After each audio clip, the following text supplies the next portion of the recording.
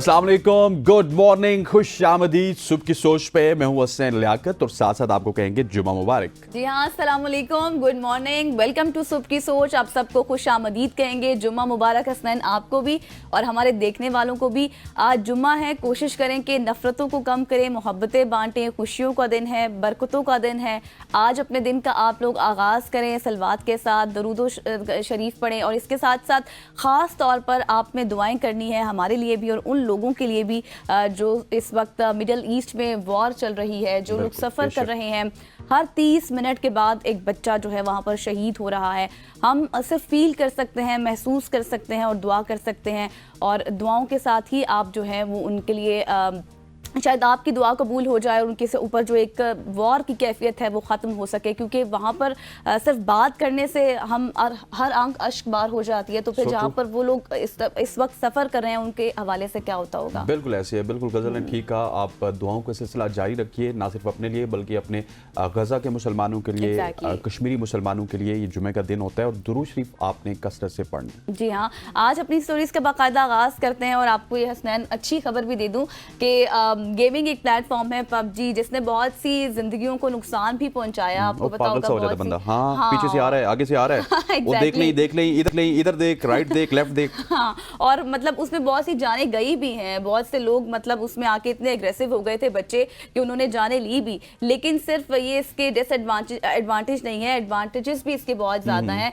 इसने एक और नौजवान का घर भी बसा दिया, आपको पता है? जी हाँ, आपको मैं स्टोरी बताती हूँ। मकबूल गेम पबजी खेलने के दौरान अमरीकी लड़की पाकिस्तानी लड़के को दिल दे बैठी और ये मोहब्बत शादी में बदल गई।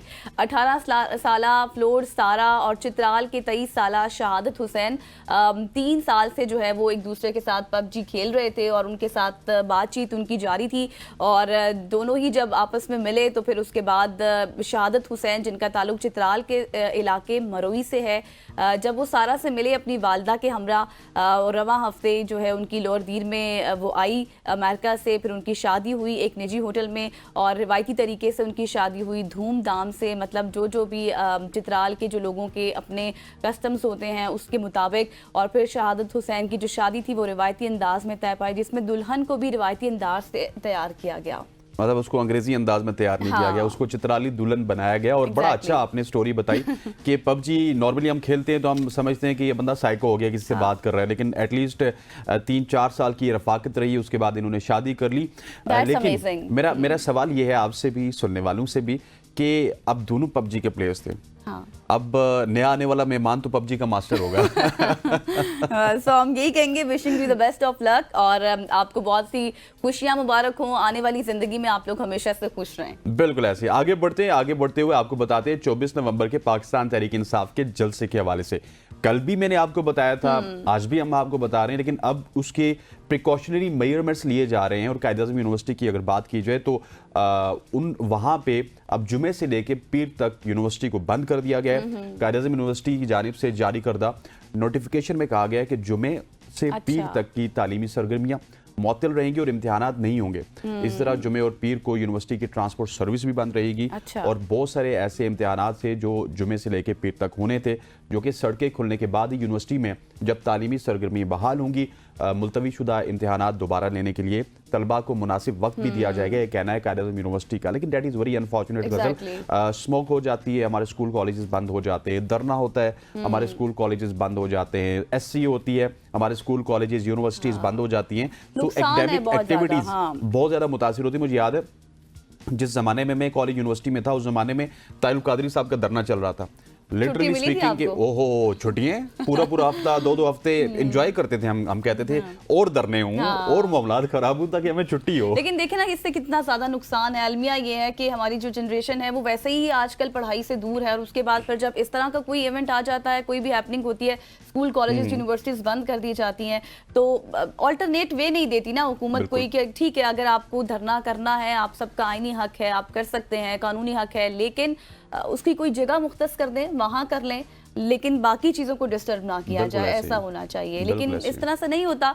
अब ये है कि पीर से जुम्मे तक, जुम्मे से पीर तक जो है वो यूनिवर्सिटी बंद कर दी गई है, पेपर्स भी आगे कर दिए गए हैं, बच्चों की तो मौजें लग गई। फिर मौज है दरिया में, बैरून दरिया कुछ नहीं, मौज है शहर इक़्तिदार में, शहर इक़्तिदार से बाहर कुछ नहीं। आपने तो माहौल बना दिया हसनैन। फिर आगे बढ़ते हैं और आपको बताएं कि फेसबुक के हवाले से ऑक्सफोर्ड इंटरनेट इंस्टीट्यूट की एक बड़ी रिसर्च सामने आई है और बड़ी स्ट्रेचरिंग एक जो है ये स्टोरी है जो मैं आपके साथ शेयर कर रही हूँ।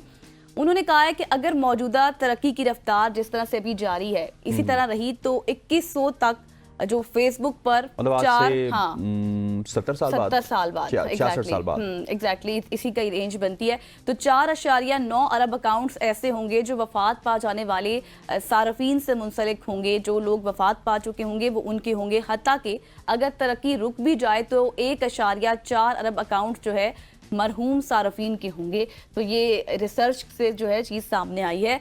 इनमें ज़्यादातर अकाउंट्स जो है वो एशिया और अफ्रीका से होंगे, जिनमें भारत का बड़ा हिस्सा भी होगा।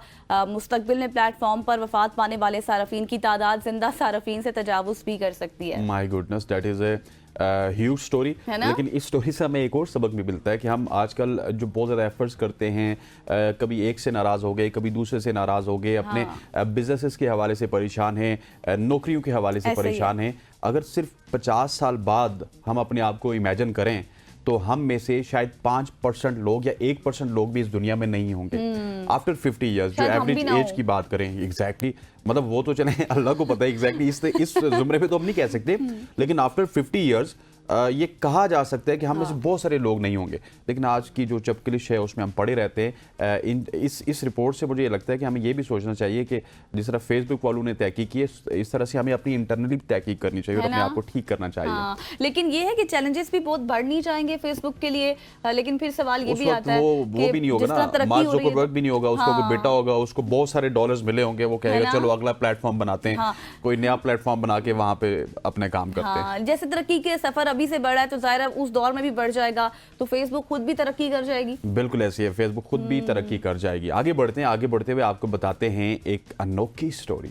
अच्छा, दूध कितने का मिलता है वैसे मार्केट में? जो 200-300 भैंस का दूध है या गाय का दूध है, 200-300 का ही होता है। अच्छा, सवाल यह है कि गधी का दूध कितने का मिलता है? गधा गधी इतना ही होगा। बदू बदी नहीं, गधा गधी इतना ही होगा, अमूमन यही प्राइस होती है। अच्छा, गधी का, गधा गधी कह रहा हूँ सर। अच्छा, तो ये बताएं कि मैं अगर आपको इसकी आज प्राइस बता दूं तो मुझे लगता है आप गायब हो जाएंगी कल से। अच्छा, हाँ। क्यों, ऐसी क्या खास बात है? ऐसी बात ये है कि फिर आपने गधी रखनी है और उसका दूध बेचना है। हाँ? अच्छा जी, गधी का दूध फार्मिंग के लिए पहले उसके फवायद बताता हूँ। एक मुनफरिद कारोबार के तौर पर मकबूल है, जिसकी वजह से इसकी गज़ाई फवायद और कॉस्मेटिक्स में इसका काफ़ी ज़्यादा इस्तेमाल बढ़ चुका है। और भारत में अगर केरला की बात की जाए तो वहाँ पे बदू कृष्ण और गुजरात के धीरन सोलंकी जैसे कारोबारी अफराद ऑनलाइन गधी का दूध फरोख्त करके नुमाया प्रॉफिट कमा रहे हैं। प्रीमियम ये इनोवेशन है और बड़ा खास दूध है जो इतना ज्यादा कमाया जा रहा है उससे पैसे। और अब आप जो 200-300 कह रही थी, आपको बताता हूँ ये दूध भारत में 16,900 रुपए फी किलो या फिर फी लीटर बिकता है। और अगर पाकिस्तानी रुपयों में इसका कन्वर्ट किया जाए तो पाकिस्तानी रुपयों में 23,700 रुपए का आपको 1 किलो गधी का दूध मिलेगा। और ये दुनिया के महंगे तरीन डेयरी मसनूआत में शामिल होता है, क्योंकि इसकी इंसानी दूध से मुशाबत भी होती है और लग्जरी स्किन केयर प्रोडक्ट्स भी बस इसीलिए यही खास बात है कि कॉस्मेटिक्स के सामान में इसकी मांग ज्यादा है। एग्जैक्टली, और इसी वजह से इसकी मांग भी ज्यादा है। और डेरा लिंकन तकरीबन 6,90,000 से 10,30,000 पाकिस्तानी रुपए तक कमाते हैं। अच्छा, मंथली। एग्जैक्टली, और जनूबी भारतीय गाकुर कॉस्मेटिक कंपनीज को दूध फराहम करते हैं। अच्छा जी, तो ये जैसे मैंने आपको पहले भी कहा कि बहुत ही खास और बड़ी महंगी स्टोरी आपने बताई है। अब तो लोग जो है मतलब इस तरफ जाएंगे। स्टोरी बताते हैं। देखा कल आपको भैंस की स्टोरी मैंने बताई थी 23 करोड़ की। हाँ, आज आपने ये बता दिया। तो अब हम भाई क्या कर रहे हैं और कहाँ जा रहे हैं और दुनिया कहाँ जा रही है, एक नया बिजनेस स्टार्ट हो गया। मुझे लगता है कि स्टोरी आपकी सुनने के बाद बहुत से लोग इससे जो है मुतासिर होंगे। मुझे तो डर था कि आप भी उठ के ना चली जाए कि मैं गधी रख लूं तो ज्यादा बेहतर है ना। जी, ऐसे ही है कि अब आगे बढ़ते हैं और आगे बढ़ते हुए आपको बताते हैं कि जी एलॉन मस्क जैसे जो लोग हैं, इतने अमीर तरीन एक्स के मालिक जो हैं, वो चाहते हैं कि दुनिया को जो है ना एक ऐसा प्लेटफॉर्म बना दिया जाए जिसमें दुनिया बहुत ज़्यादा आगे चली जाए और तरक्की करे। तो ऐसी स्टोरी है जी कि सालों, महीनों और हफ्तों का सफ़र अब सिर्फ सुकड़ कर घंटों में होने वाला है। एलॉन मस्क ने दुनिया के तमाम शहरों का सफ़र 1 घंटे से भी कम वक्त में करने वाली स्पेसशिप बनाने का दावा कर दिया है। कैन यू इमेजिन कि इतना ज्यादा लंबा सफर सिर्फ 40 मिनट हो गया, कुछ घंटों बस में ये होगा। एलन मस्क ही हैं जिन्होंने पूरे मिडिल ईस्ट को भी तबाह किया। वो वही नहीं कुछ सोच के अपनी तमाम तरफ तवज्जो ट्रैवल एंड टूर की तरफ कर रहे हैं, क्योंकि उनको पता है कि हमारे पेट्रोल की जो मांग है ना वो खत्म होने वाली है। लेकिन वो ये कहते हैं कि अमेरिकी सदर डोनाल्ड ट्रंप के आने के बाद मेरे जो जितने भी ख्वाब थे या जितने भी ऐसे मंसूबे थे अब वो मुकम्मल होने वाले हैं। सपोर्ट भी बड़ा है ना, सपोर्ट भी और बहुत से उनको अब पोस्टें भी मिल जाएंगी और मिलने के इम्कानात भी हैं। तो जी वो कहते हैं कि ये दावा उन्होंने किया है कि उनकी कंपनी स्पेस एक्स की तैयार करदा स्टारशिप रॉकेट के जरिए दुनिया के तमाम शहरियों के दरमियान 1 घंटे से भी कम वक्त में सफ़र किया जा सकता है। और स्पेस एक्स एक ऐसे निज़ाम का तस्वुर पेश कर रहा है जिसमें स्टारशिप लॉन्च करने के बाद वो ज़मीन के साथ साथ मतलब एक बैलेंस तरीके से मुतवाज़न सफ़र कर सकेगा। और स्टारशिप के जरिए लॉस एंजलिस से कराची का सफ़र सिर्फ 30 मिनट, लंदन से न्यूयॉर्क का सफ़र 29 और न्यूयॉर्क से शंघाई के दरमियान सफ़र 39 मिनट तक जो है वो तय हो सकेगा। मतलब कि हम जितनी देर में अपने घर पहुंचते इतनी देर में अमेरिका से बंदा कराची पहुंच जाएगा। वाह जी, एलन मस्क जी इसको लेके आए, बल्कि ये हमें भी टेक्नोलॉजी दें, थोड़ी सी सस्ती दीजिएगा ताकि हम 2 मिनट में फिर अपने घर पहुंचे। क्योंकि वहां पे हम 40 मिनट में पहुंचते हैं, बल्कि सेकंड्स में पहुंचेंगे ना, 3 सेकंड में 4 सेकंड में आप अपने घर पहुंच जाएंगे। क्या बात है, दुनिया बड़ी तेजी से तरक्की कर रही है। और एलन मस्क की अगर बात की जाए तो ये जिस तेजी से इजादात कर रहे हैं, दुनिया को उस तरफ लेके जा रहे हैं, यही वजह है कि आपका मिडिल ईस्ट, जैसा मैंने पहले आपको बताया था कि वहाँ पे वो तमाम तरह अपनी इंडस्ट्री को पेट्रोल से कन्वर्ट करके टूरिज्म पे लेके जा रहे हैं कि आने वाले दिनों में उनको समझ आ रही है कि अब रॉकेट प्लेटफॉर्म भी बना रहे हैं पूरी दुनिया को कि भाई दुनिया बहुत तेजी से तरक्की करे और सफरी सहूलियात उनको जो है ना फराहम हो जाए। बिल्कुल ऐसी है। और जिस तरह से वो इलेक्ट्रिक कार्स की तरफ जा रहे हैं, अब ये स्पेसशिप की तरफ चले गए, तो स्पेसशिप से मेरा ख्याल है जहाजों का भी काम मुतासिर होगा, क्योंकि एक बन जाएगी तो उसके बाद वो कंपनीज पूरी की पूरी उसके ऊपर रिसर्च करना स्टार्ट हो जाएंगी। आगे मेरे पास जो खबर है वो थोड़ी सी गमगीन खबर है। जिस तरह से आगाज में गजल ने आपको बताया था कि जुमे का दिन है, हमें दुआएं करनी चाहिए फ़लस्तीनी मुसलमानों के लिए, कश्मीरी मुसलमानों के लिए।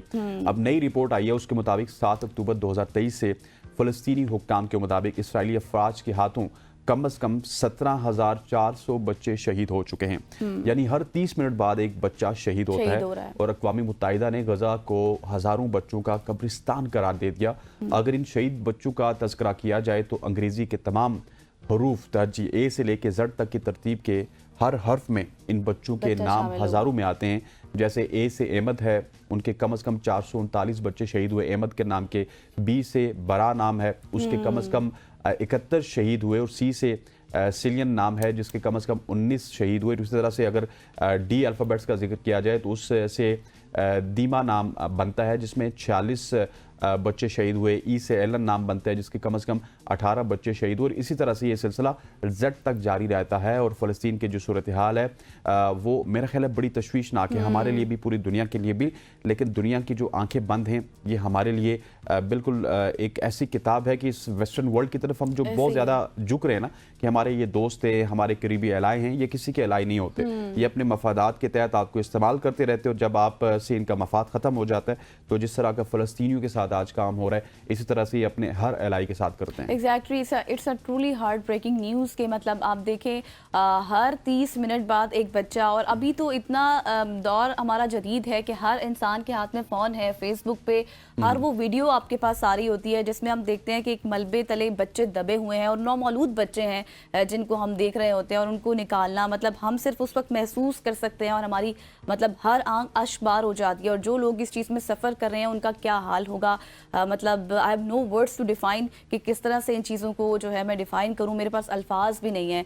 पाकिस्तान ने बहुत सी सपोर्ट की है, डिप्लोमेटिक हो गया, मॉरली किया है, ह्यूमैनिटेरियन की है, मिलिट्री सपोर्ट, लेकिन उस सपोर्ट्स के बावजूद जो है वो जिस तरह से इसराइली बर्बरियत जारी है वो थमने का नाम ही नहीं ले रही है। बिल्कुल ऐसे, तो ट्रूली हार्ट ब्रेकिंग।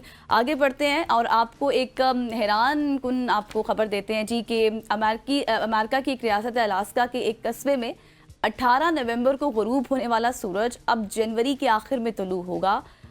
आप इमेजिन कर सकते हैं कि वहां पर अब सिर्फ और सिर्फ ये 2-3 महीने के लिए कोई धूप नहीं लगेगी। रातें ही यक बस्ता होंगी, ठंडी रातें, एक तो होती है ना, हम कहते हैं लंबी रात हो, ये इतनी लंबी रात है जो महीनों पे मुहित है ना। और 2 महीनों तक वहां पर वो लोग सूरज नहीं दे सकते। जी हाँ, मैं वाकई शुमाली अलास्का के कस्बे की बात कर रही हूँ, जो कि 18 नवंबर को रवां साल आखिरी बार सूरज गरूब हुआ।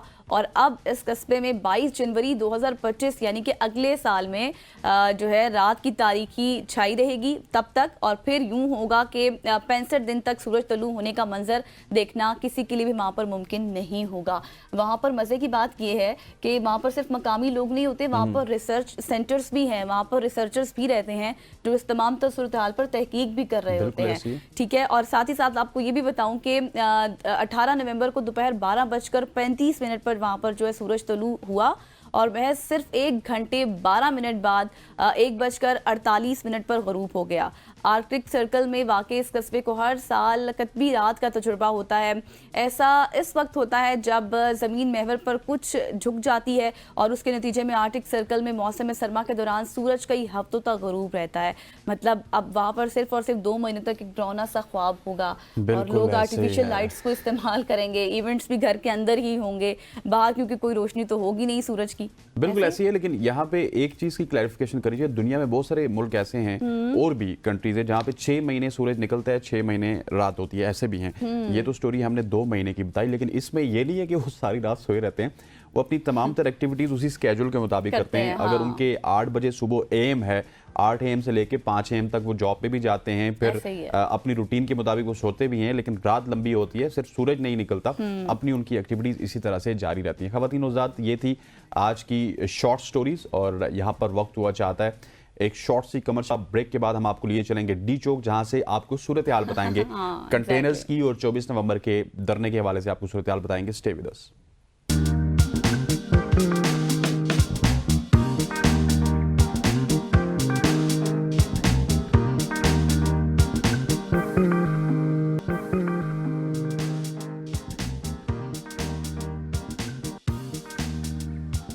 Welcome back to show. अब हम बात करेंगे पाकिस्तान तहरीक इंसाफ की 24 नवंबर की एहतजाज की कॉल पर हुकूमत और इंतजामिया की जानिब से बहुत ज़्यादा हरकत नजर आ रही है, जिसके बाद इस्लामाबाद की तरह रावलपिंडी में भी दफ़ा 144 नाफिज कर दिया गया, जब इस्लामाबाद में गैर कानूनी मुकीम अफगान बाशिंदों के खिलाफ ग्रैंड ऑपरेशन और क्रैकडाउन शुरू कर दिया गया है। दारुल हुकूमत की बात की जाए तो 1000 कंटेनर्स की मदद से बंद किया जाएगा। पीटीआई की 24 नवंबर की एहतजाज की कॉल के पेश नज़र हुकूमत और इंतजामिया ने भी कमर कस ली है, और इस्लामाबाद के बाद रावलपिंडी में भी दफ़ा 144 नाफिज करते हुए 26 नवंबर तक हर किस्म के जलसे, जुलूसों, रैलियों और 4 से ज़्यादा अफराद के जमा होने पर पाबंदी लगा दी गई है। वफाकी दारुल हुकूमत को बंद करने के लिए, जिस तरह मैंने पहले बताया, कंटेनर्स की एक फोर्स फरमोश है जो यहाँ पे मौजूद वाला है। जी 24 नवंबर को 1000 कंटेनर्स, मतलब अभी जब मैं आज सुबह ऑफिस आ रही थी तो मैं देख रही थी फैजाबाद के मकाम पर भी, और मैं गिनती हुई आ रही थी कि कितने कंटेनर्स हैं, और मैंने देखा सिर्फ एक साइड पर, लेफ्ट साइड पर सिर्फ 10 से 12 कंटेनर्स थे। वाह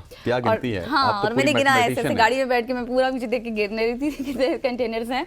और मतलब एक बार फिर से अब ये कंटेनर्स हमें नजर आने वाले हैं। स्कूल, कॉलेज, यूनिवर्सिटीज से मुतल्लिक हमने बात की, वो तो ऑलरेडी बंद कर दी गई हैं, पढ़ाई का तो वैसे ही है। आज हम इस मुतालिक बात करते हैं, हमारे कॉरेस्पॉन्डेंट इस वक्त जमान मुगल डी चौक में मौजूद हैं, उनसे बात करेंगे और जानेंगे कि वहां पर वो कितने कंटेनर्स देख रहे हैं और क्या कुछ हो रहा है, क्योंकि क्रैकडाउन से मुतल्लिक तो हसनैन ने आपको बताया। Zaman, welcome to the show. सबसे पहले तो ये बताएं कि डी चौक की क्या हालात है, वाकयात हैं, कंटेनर्स पहुंचा दिए गए हैं, क्रैकडाउन ऑपरेशन के हवाले से हुकूमत और इंतजामिया ने भी कमर कस ली है? जी बिल्कुल, अगर हम डी चौक को देखें तो यूं लगता है जैसे डी चौक में बाकायदा तौर पे कंटेनर्स की दीवारें बनाई जा रही हैं। कंटेनर्स की एक लेयर है, उसके ऊपर दूसरी लेयर लगाई जा रही है, और अब तीसरी लेयर भी लगाई जा रही है। और इस्लामाबाद के जो दीगर दाखिली रास्ते हैं वहां पर भी कंटेनर जो है वो पहुंचा दिए गए, और जैसे हुकाम बाला की तरफ से कोई भी ऑर्डर आता है तो रास्तों को मुकम्मल तौर पर बंद कर दिया जाएगा। रेड जोन को जाने वाले तमाम तर रास्ते जो है उनको सिर्फ एक एक गाड़ी के लिए अभी तक खुला रखा गया है, और जैसे ही कोई ऑर्डर पास होता है तो वो एक गाड़ी के गुजरने का रास्ता भी फौरी तौर पर बंद कर दिया जाएगा। मजमूई तौर पर इस्लामाबाद पुलिस की तरफ से जो रिकॉर्ड के मुताबिक है वो 400 कंटेनर्स के लिए फंड मांगे गए थे, लेकिन इस वक्त तक 1200 कंटेनर जो है वो पुलिस इकट्ठे कर चुकी है, और पुलिस की कोशिश है कि अगर जरूरत पड़ी तो मजीद कंटेनर्स भी जो है वो इकट्ठे किए जाएंगे। दूसरी जानब अगर हम देखते हैं कि इस्लामाबाद पुलिस ने अपनी रिहर्सल जो है वो कच्ची आबादियों में की है और कच्ची आबादियों में जाके बाकायदा सर्चिंग की और अफगानी जो है उनकी गिरफ्तारियों के लिए भी जो है वो उन्होंने अपना एक टास्क दिया है और एक टीम बनाई हुई है जो टीम उस पर कार्रवाई करके अफगानियों को जो है वो गिरफ्तार कर रही है। क्योंकि पिछले 2 प्रोटेस्ट में वजारत दाखिला की तरफ से ये कहा गया था कि इन प्रोटेस्ट में अफगानी भी शामिल थे। जी अच्छा, मुझे जमान साहब ये बताइएगा, पिछली दफ़ा भी हमने आपको इसी चौक से लिया था। पिछली दफ़ा जिस तरह एक दीवार बना के डी चौक को बंद किया गया था, उसी तरह की दीवार वाले मनाजिर इस वक्त भी आपको नजर आ रहे हैं या इस दफ़ा थोड़ा सा हुकूमत की जानिब से कम इंतजामात हैं? गुज़श्ता जो प्रोटेस्ट था उसमें जब कंटेनर लगाए गए थे उस वक्त 2 कंटेनर्स की लेयर थी, लेकिन इस बार जो है वो कंटेनर की जो दीवार है उसको 3 लेयर कर दिया गया है। और हुकूमत शायद इस कदर खौफजदा है कि उनको ये लगता है कि कहीं ना कहीं से प्रोटेस्टर जो है वो डी चौक में पहुंचने में कामयाब हो जाएंगे। क्योंकि गुज़श्ता प्रोटेस्ट में भी जो इस्लामाबाद के रीजनल सदर हैं आमिर मुगल, उनकी क़यादत में 200 से ज़ायद लोग जो है वो डी चौक पहुंचने में कामयाब भी हो गए थे। फिर यहाँ पे पुलिस को बाकायदा शेलिंग करना पड़ी थी और उनको यहाँ से भगाना पड़ा था। और इस बार तो बग़ैर ऐसे लगता है जैसे कोई कुफर और इस्लाम की जंग है, इस तरह रिहर्सल की जा रही है। और पूरे मुल्क से जो पुलिस को तलब किया गया है, रेंजर को तलब किया गया है, मजमूई तौर पर 9000 जो रेंजर के एहलकार हैं उनको तलब किया गया है। और साथ जो उनके लिए जरूरी सामान है उसमें रबड़ बुलेट्स हैं, रबड़ बुलेट्स चलाने के लिए गन्स हैं और उनकी एंटी राइट किट्स है वो भी तलब की गई है। केपी पुलिस को बुलाया गया है, सिंध पुलिस को बुलाया गया है, पंजाब पुलिस को बुलाया गया है। तो इस वक्त जो है वो वज़ारत दाखिला की तरफ से इस नोयत के इक़दाम किए जा रहे हैं कि कोई भी शख्स जो है वो इस्लामाबाद में दाखिल ना हो पाए। दूसरी जानब जो हमारे अटक के डीपीओ हैं उन्होंने बाकायदा टिकटॉक पे आके तो कहा है कि अटक हमारी रेड लाइन है और हम अटक से किसी को भी आगे नहीं जाने देंगे। जबकि पीटीआई की तरफ से जो है वो इसरार किया जा रहा है कि वो हर सूरत जो है वो डी चौक पहुंचेंगे।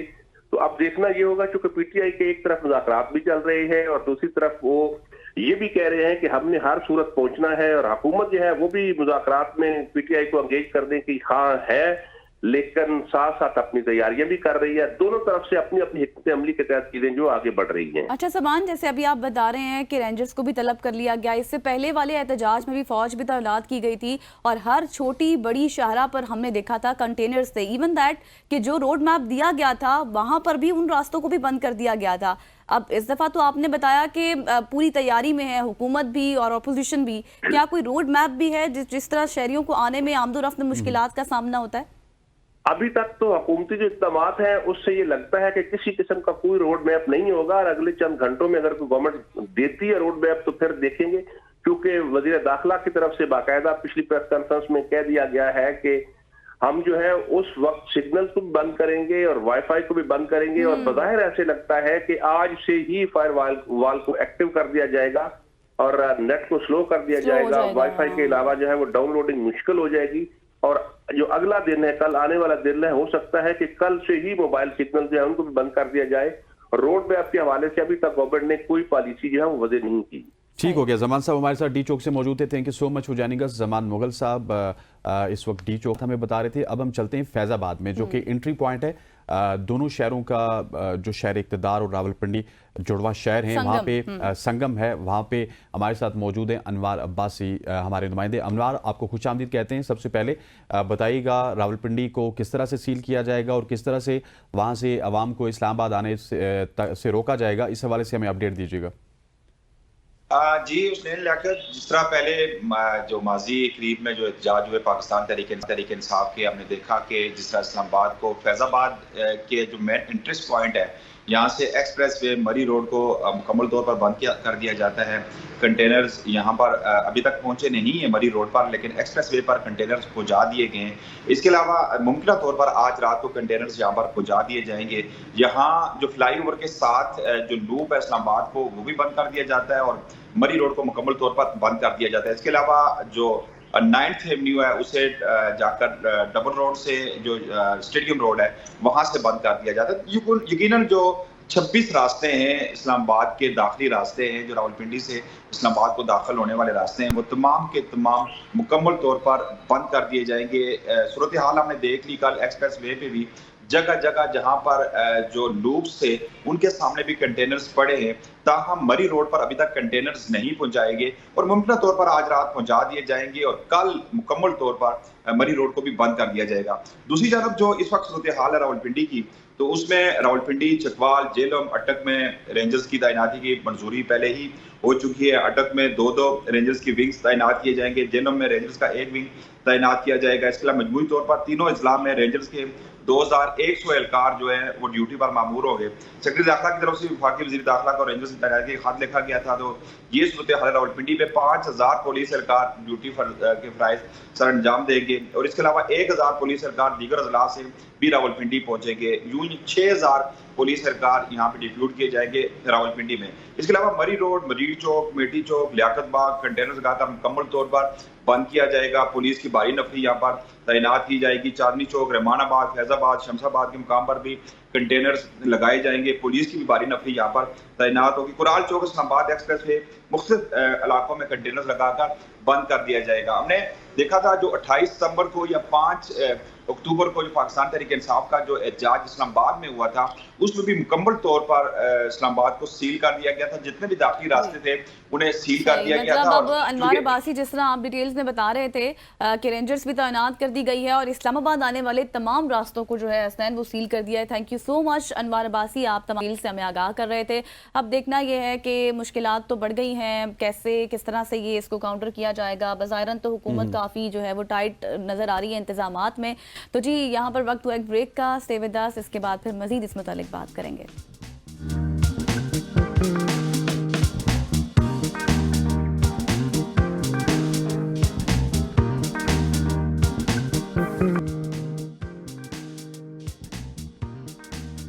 Welcome back to show. हमने डी चौक की सूरत हाल आपको बताई, फिर फैज़ाबाद की सूरत हाल बताई। अब देखते हैं कि हुकूमत क्या सोच रही है, फिर हुकूमती इत्तेहाद इस हवाले से क्या सोच है। हमारे साथ मौजूद हैं वज़ीर इत्तलात सिंध शर्जील इनाम मेमन साहब। शर्जील साहब, आपको खुश आमदीद कहते हैं। Thank you so much for joining us. अगर बात की जाए धरने की, 24 नवंबर की कॉल फिलहाल तक इंटैक्ट है पाकिस्तान तहरीक इंसाफ की जानिब से। क्या आप समझते हैं कि इस तरह की कॉल से कोई सियासी तौर पर गैर इस्तेहकाम आएगा? इस्तेहकाम नहीं मतलब आ ही नहीं सकता धरने से, तो क्या समझते हैं क्या होने जा रहा है? बिस्मिल्लाहिर्रहमानिर्रहीम, शुक्रिया जी। मैं समझता हूँ कि पीटीआई चाहती नहीं है कि पाकिस्तान में ना ही किसी किस्म का कोई सियासी इस्तेहकाम आए, ना ही पाकिस्तान में कोई मुआशी इस्तेहकाम आए। जब उनको पता है कि इस वक्त पाकिस्तान जो है वो इकॉनमी के हिसाब से कुछ बेहतरी के राह पर गामजन है, स्टॉक एक्सचेंज जो है वो बेहतर हो रही हैं, जो इंटरेस्ट रेट्स हैं वो कम हो रहे हैं, तो लोगों का कारोबार में दोबारा रुझान पैदा हो रहा है और ज़्यादा कारोबार होगा तो लोगों को जो है फाइनेंशियल हेल्प भी मिलेगी, लोगों के को रोज़गार भी मिलेगा, जो इंटरनेशनल हमारे इन्वेस्टर्स हैं उनका एतमाद बहाल होगा। तो वो पीटीआई को सूट नहीं करता। पीटीआई चाहती है कि जी अफरा तफरी हो और अनारकी हो, लड़ाई झगड़ा हो, सड़कों पे नौ में जैसे वाक़यात हों, जलाओ घेराव हो, बसों को आग लगाई जाए, एम्बुलेंस लगाई जाए, सरकारी इमारतों को आग लगाई जाए। अच्छा शर्जील साहब, जैसे आपने बात की है कि पीटीआई चाहती यही है कि दंगा फसाद हो और जिस तरह से मरो और मारो वाली पॉलिसी थी उनकी, आपको लगता है कि उनके एहतजाज में या उनके मुतालबात में इतना दमखम है कि उनके मुतालबात को तस्लीम कर लिया जाएगा? देखिए, एहतजाज से कभी मुतालबात पूरे नहीं होते, वरना तो पाकिस्तान में ऐसी जमातें हैं जो कि इससे बहुत बड़े एहतजाज, बहुत बड़े जलसे, बहुत बड़े मुजाहरे, बहुत बड़े जो है वो सड़कें ब्लॉक कर सकती हैं। तो अगर किसी भी मुल्क में ये क्राइटेरिया होगा कि जो जितने आदमी लेके आएगा और वो अपनी मनमानी करेगा और वो स्टेट से भी बड़ा अपने आप को साबित करेगा, फिर तो एक प्रेसिडेंट सेट हो जाएगा ना। कल को फिर सारी जमातें जिसने भी ये काम करना वो यही करेंगे। कल को तो फिर जो है वो तालिबान भी जो है इतने सारे लोग लेके आ जाएं एक जगह पे और बोलें कि जी अब ये कानून नहीं, ये कानून चलेगा और ये बिल्कुल ठीक कह रहे हैं आप। लेकिन मुझे ये बताइएगा कि हमने देखा 26वीं आईनी तरमीम में बिलावल साहब, अब अगर आपकी पार्टी की नून लीग की बात कर ली जाए, बड़े एक्टिव नजर आए, मौलाना फजल रहमान के साथ तमाम तरह उन्होंने डील की, आईनी तरमीम को कामयाब किया। लेकिन अब वही बिलावल साहब हमें नाराज नजर आ रहे हैं, नाला नजर आ रहे हैं हुकूमत वक्त से। तो क्या ये नाराजगी बहुत तवील अरसे तक चलेगी या फिर ये थम जाएगी? देखिए जी, चेयरमैन बिलावल भुट्टो ज़रदारी साहब ने एक क्लियर मैसेज दिया था कि जो भी कमिटमेंट्स हुई हैं हुकूमत बनाने से पहले वो उनको पूरा किया जाए। और वो कमिटमेंट मैं फिर बता दूं कोई ज़ाती नौयत की नहीं है, किसी के ओहदे के हिसाब से नहीं है, किसी प्रिविलेज के लिए नहीं है। वो कमिटमेंट आवाम से रिलेटेड है कि आवाम के लिए जो भी पीएसडीपी में पीपल्स पार्टी से पूछा जाएगा पीएसडीपी बनाने के लिए या बाकी जो भी जायज़ हुकूक हैं, जायज़ बातें हैं, वो पूरी हो। वो अनफॉर्चुनेटली फेडरल गवर्नमेंट की जानिब से नहीं की जा रही, इसलिए अच्छा चेयरमैन पीपल्स अच्छा पार्टी जो शर्जील है साहब, वो जिस इस तरह चीज़ अभी आपने ये बात तो कर दी है, लेकिन हमने माजी में ही देखा है, माजी करीब में देखा है कि बहुत सख्त हरीफ रहे हैं पीपल्स पार्टी और नून लीग भी एक दूसरे के साथ।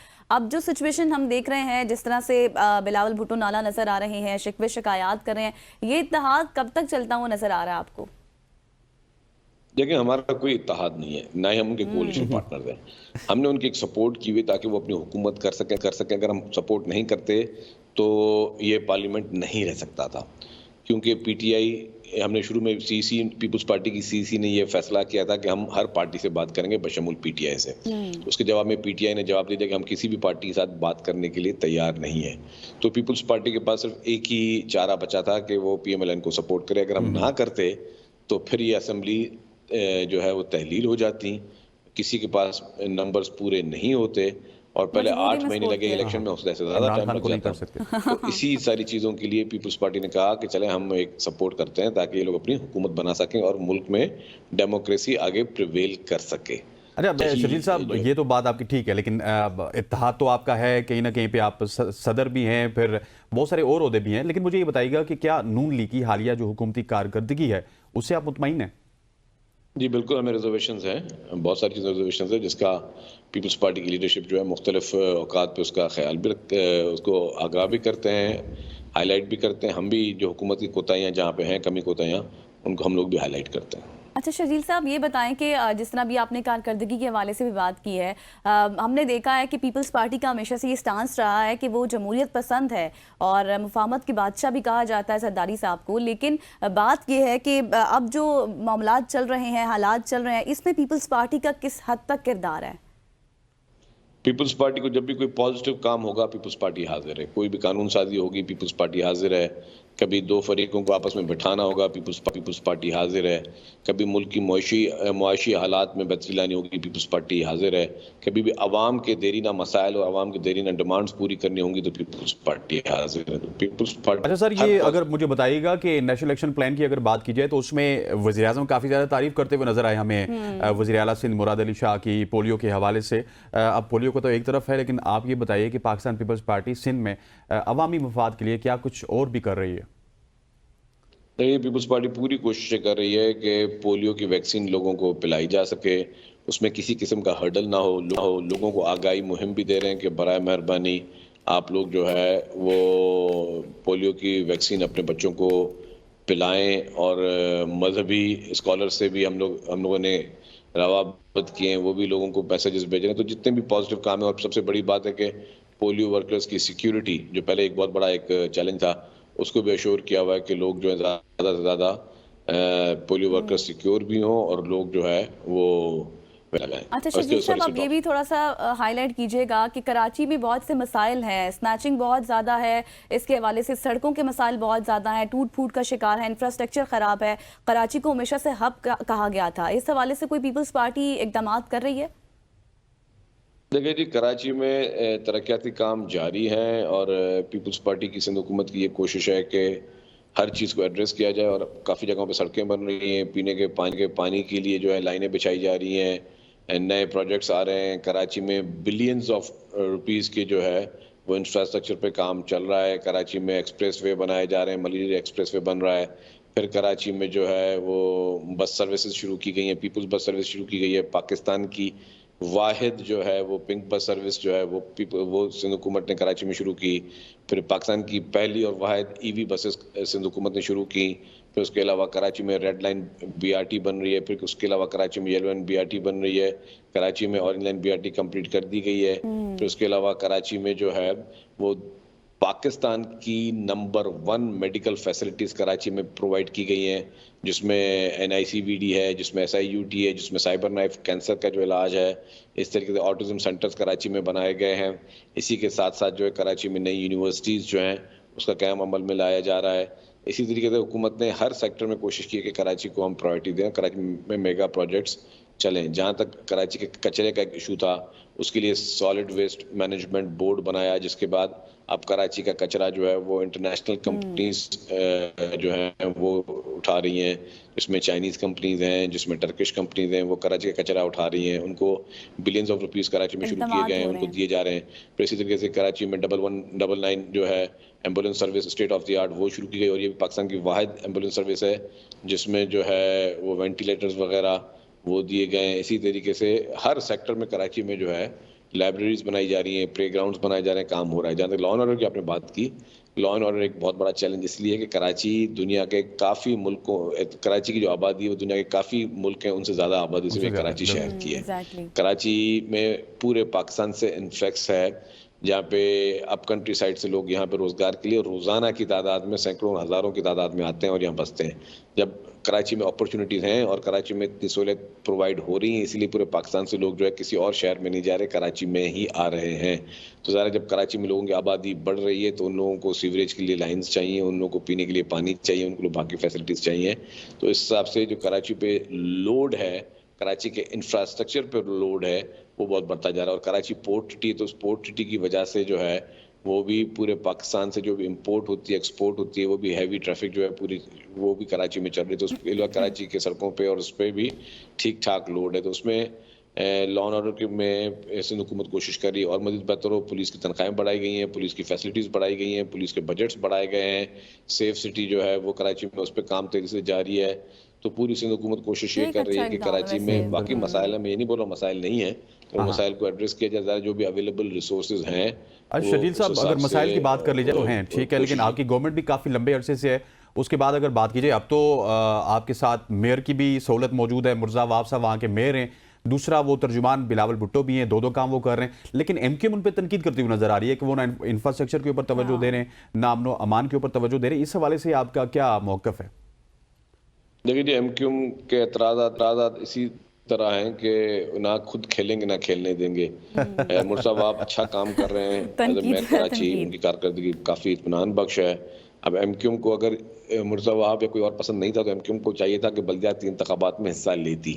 अनफॉर्चुनेटली एमक्यूएम ने बल्दियाती इंतखाबात से बाइकआउट कर दिया था। जब आप खुद बाइकआउट करते तो आपका ऊपर आप किसी पे क्लेम भी नहीं डाल सकते। अगर एमक्यूएम को इतना ही था कि जी उनको अपनी कारकर्दगी पे इतना इत्मीनान था या अपनी पोजीशन वो बेहतर समझते थे, तो उनको चाहिए था कि वो बल्दियाती इंतखाबात का इलेक्शन लड़ती और अपना हौसला उनका अपना मेयर आ जाता। तो वो एतराज वो कर रहे हैं। शकील साहब, अब हमने बहुत से मसाइल के हवाले से बात भी कर, के हवाले से बात भी कर ली, रिलेशन से मुतालिक बात कर ली, तहादियों से मुतालिक बात कर ली, लेकिन अब कुछ बात कर लेते हैं मईशत के हवाले से भी, क्योंकि वफाकी काबीना और वज़ीर आज़म खुद इस हवाले से मुतादिद बयानात दे चुके हैं कि हमारी जो मईशत है बिल्कुल ठीक सही डगर पर चल रही है, मुस्बत अशारिये सामने आ रहे हैं। क्या आपको लगता है कि वाकई महंगाई कम हो रही है, हम ठीक चल रहे हैं? IMF से मुआहदे हुए, डेलीगेशन पाकिस्तान में आया? देखिए, इकॉनमी पाकिस्तान की नो डाउट इम्प्रूव कर रही है। महंगाई पे मैं इस पे वो नहीं करूँगा अग्री।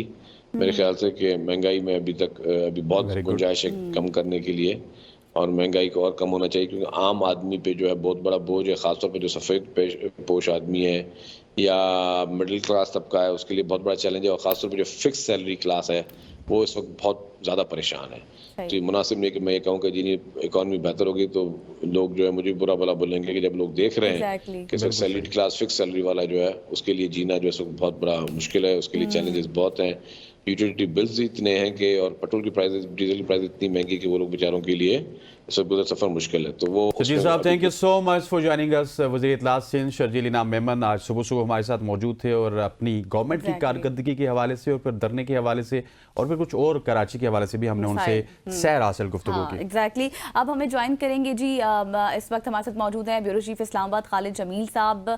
खालिद साहब, सुबह आपको खुश आमदीद कहते हैं सुबह की सोच में। गुड मॉर्निंग, जुम्मा मुबारक भी।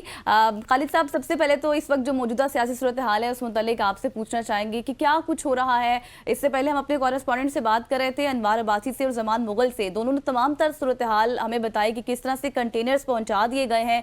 1000 से ज्यादा कंटेनर्स जो हैं वो इस दफा पहुंचाए जाएंगे, ऑपरेशन होगा, क्रैकडाउन होगा, बिल्कुल स्कूल कॉलेजेस बंद जो है तैयार नजर आ रही है दोनों साइड। देखिए, ये ऐलान तो पाकिस्तान तहरीक इंसाफ ने किया था कि वो इस्लामाबाद में एहतजाज करेंगे और सिंध और पाकिस्तान के कारकुनों को उन्होंने कहा था कि आप वहां पे एहतजाज करें और शाराएं बंद करें, और बाकी पंजाब और केपी के लोगों को कहा था कि वो इस्लामाबाद रावलपिंडी पहुंचे और फिर हम यहाँ पे शहर को बंद करेंगे और अपना एहतजाज करेंगे। 3 बुनियादी मकासद हैं उनके। एक 26वीं आईनी तरमीम, जिस अंदाज के अंदर अरकान पार्लियामेंट या उनकी फैमिली मेंबर्स को अगवा करके तशद्दुद करके ये करवाया गया था, उसके वापसी का वो मुतालबा है उनका। उनका ख्याल है कि ये तरमीम जो है वो अदलिया की आज़ादी के ऊपर कदगने लगाती है, तो इसलिए इसको वापस किया जाए। फिर 8 फरवरी का जो इलेक्शन हुआ था उसके मैंडेट के अंदर सारी दुनिया ने देखा कि ये मैंडेट चोरी हुआ, और इस हुकूमत चाहे वफाकी हो या पंजाब की हुकूमत, यहाँ पर इवन सिंध और बलूचिस्तान के अंदर भी जो अक्सरियत थी 2 जगहों के ऊपर, तो 2/3 से ज्यादा जो अक्सरियत थी वो पाकिस्तान तहरीक इंसाफ की थी, और बाकी जगहों के ऊपर सिंपल मेजॉरिटी थी उनके पास। लेकिन वो हुकूमत उनको मास बाय केपी के बाकी जगहों के ऊपर जो है कि वो रिजल्ट तब्दील किए गए। उनका ख्याल है कि वो रिजल्ट जो है कि वापस उनका ऑडिट होना चाहिए और वो एक्चुअल जो फॉर्म 45 है उसके मुताबिक रिजल्ट अनाउंस होना चाहिए। और तीसरा मामला कि पिछले 1.5-2 साल से बेशुमार सियासी कारकुन रहनुमा जो हैं कि वो मुख्तलिफ मुकदमात में और ऐसे मुकदमात में भी जिनकी तहकीकात अभी तक 2 साल गुजरने के बाद मुकम्मल नहीं हुई और चालान पेश नहीं हुए, तो उनकी रिहाई हो जाए। ये 3 मुतालबात हैं। इसके ऊपर कहीं ना कहीं बैकग्राउंड के अंदर मुज़ाकरात भी चलते रहे पीटीआई और गवर्नमेंट के दरमियान, और मीनवाइल जो है कि गवर्नमेंट ने जो अनाउंसमेंट पीटीआई ने की है वो गवर्नमेंट खुद जो है कि पूरा मुल्क बंद कर देती है। और आप ये पहली बार ये वाहिद हमने हुकूमत देखी है कि हमने पिछले पाकिस्तान की 70 साल तारीख में कराची से लॉन्ग मार्च शुरू हुए, ट्रेन मार्च शुरू हुए और इस्लामाबाद तक, रावलपिंडी तक आते हैं, और इसमें हुकूमतें फैसिलिटेट भी करती रही हैं। और पिछले 2-3 सालों के अंदर जो है कि हमने देखा कि जब भी अपोजिशन की तरफ से, पीटीआई की तरफ से अनाउंस होता है तो पाकिस्तान को बंद जो है वो हुकूमत खुद कर देती है। अच्छा खालिद साहब, मुझे ये बताइएगा, जो तीसरा नुक्ता आपने बताया बड़ा इंपॉर्टेंट है कि खान साहब की रिहाई हो जाए, उनके रुफका की रिहाई हो जाए, और जो डेडलॉक है मुज़ाकरात में जो खबरें आ रही हैं वो इसी नुक्ते पे है कि पाकिस्तान तहरीक इंसाफ चाहती है कि जज्बा खैर सगाली के तहत पहले ये इन सब को रिहा किया जाए, उसके बाद अगले 2 नुक्तों के ऊपर बात की जाए। तो क्या वो डेडलॉक बरकरार है, जलसा होगा? देखिए, इसमें जो ये नहीं है कि जी कि इनको फौरी या रिहा कर दें। अब इसमें आप ये देखें कि इमरान खान की तो तमाम केसेस के अंदर जमानतें हो गई थी या बरियत हो गई थी, तो अब तो उनके कोई ऐसा मसला नहीं था कि उनको रिहा करने में। लेकिन फिर रात को 12 बजे जो है रावलपिंडी पुलिस अनाउंसमेंट करती है जी कि इनको सितंबर के एक मुकदमे में आज हम गिरफ्तार कर रहे हैं। तो इसका मतलब ये है कि ये बदनीयती पर मबनी है कि अब दुनिया पूरी ये कहती है, यूनाइटेड नेशन पाकिस्तान के ऊपर एतराज कर रही है जी कि आप आलमी कन्वेंशन आपने दस्तखत किए हुए हैं और आप अपने ही मुल्क के नहीं बल्कि आलमी कवानीन की खिलाफ वर्जी भी कर रहे हैं। तो अब आप मुल्क को मुश्किल में हम खुद डाल रहे हैं। डेडलॉक सिर्फ इसमें नहीं है, ये तो एक नुक्ता है ना, उसमें ये कहा गया जी कि अगर आपकी नीयत ठीक होती तो जिनकी जमानतें हैं जो केसेस से बरी हैं उनको तो आप छोड़ देते, लेकिन आप उनको मजीद केसेस के अंदर जो है कि बेबुनियाद केसेस जो है कि उनके ऊपर आप अरेस्ट कर रहे हैं और गिरफ्तारियां डाल रहे हैं। और ऐसे मुकदमात के अंदर अब पाकिस्तान का कानून ये कहता है कि अगर आप रियासत की कस्टडी में है तो फिर किसी भी जुर्म में आप शरीक जुर्म नहीं है, ये कानून कहता है पाकिस्तान का। अब वो तो पिछले 5 अगस्त 2023 से इमरान खान जो है कि वो तो जेल में, तो फिर कैसे जो 28 सितंबर को यहाँ पे एहतजाज हुआ तो उसमें वो कैसे शरीक हो गए तोड़ फोड़ में और ये सारी साजिश में। तो ये मेरा ख्याल है कि हुकूमत खुद जो है कि अपने पांव पे कुल्हाड़ी खुद मार रही है। लेकिन खालिद जमील साहब एक ये भी बात बताएं कि अब हम जिस तरह भी आपने मुज़ाकरात की बात की, मुतालबात की बात की, पीटीआई का तो ये मौक़िफ़ है अगर मुतालबात जो है वो मान लिए जाते हैं तो वेल एंड गुड, एहतजाज नहीं होगा, लेकिन अगर नहीं माने जाते तो फिर एहतजाज होगा। मारो मारो वाली पॉलिसी जो जिस तरह से बातें की जा रही हैं, जो इस वक्त मुज़ाकरात हो रहे हैं क्या सब्सटेंशियल लेवल के हैं भी? क्योंकि अभी फ़ज़ा में ये बातें भी हैं कि उनसे कोई पेशरफ्त नहीं होगी। आज और कल का दिन है, कुछ हो सकता है। What do you see? देखिए, इसमें होने को तो बहुत कुछ हो सकता है। क्या सुबह 7 बजे अडयाला जेल के दरवाजे नहीं खोले गए? क्या सुबह करके नहीं करवाया गया? तो जब नियत हो तो बहुत कुछ हो सकता है, लेकिन अगर नियत के अंदर फतूर हो तो फिर आप जो मर्जी कर लें कुछ भी नहीं हो सकता। कि ये मेरा ख्याल है कि एक दफा जब 25 मई का जब एहतजाज हो रहा था और खैबर पख्तूनख्वा से इमरान खान खुद लीड करके आए थे उस लॉन्ग मार्च को, तो उस रात जो है कि इमरान खान को इवन उस वक्त शहबाज शरीफ और पीडीएम की गवर्नमेंट थी और वो मुतालबा ये कर रहे थे जी कि इलेक्शन और ये सारी असम्बलियां तहलील करके साफ इलेक्शन होने चाहिए।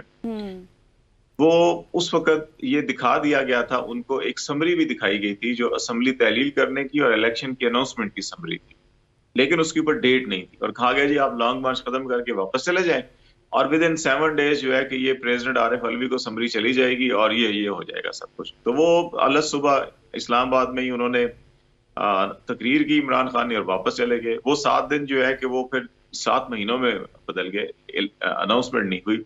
तो इसलिए कि बार बार अगर रियासत या रियासती इदारे जो हैं कि वो वादा खिलाफी करेंगे तो लोगों का एतबार होता है। अच्छा, हमारे पास वक्त थोड़ा सा कम है सर, 1 मिनट रह चुका है। मुझे ये बताइएगा कि कल का धरना या परसों का धरना आप इसमें कोई कामयाब होते हुए पाकिस्तान तहरीक इंसाफ को देख रहे हैं?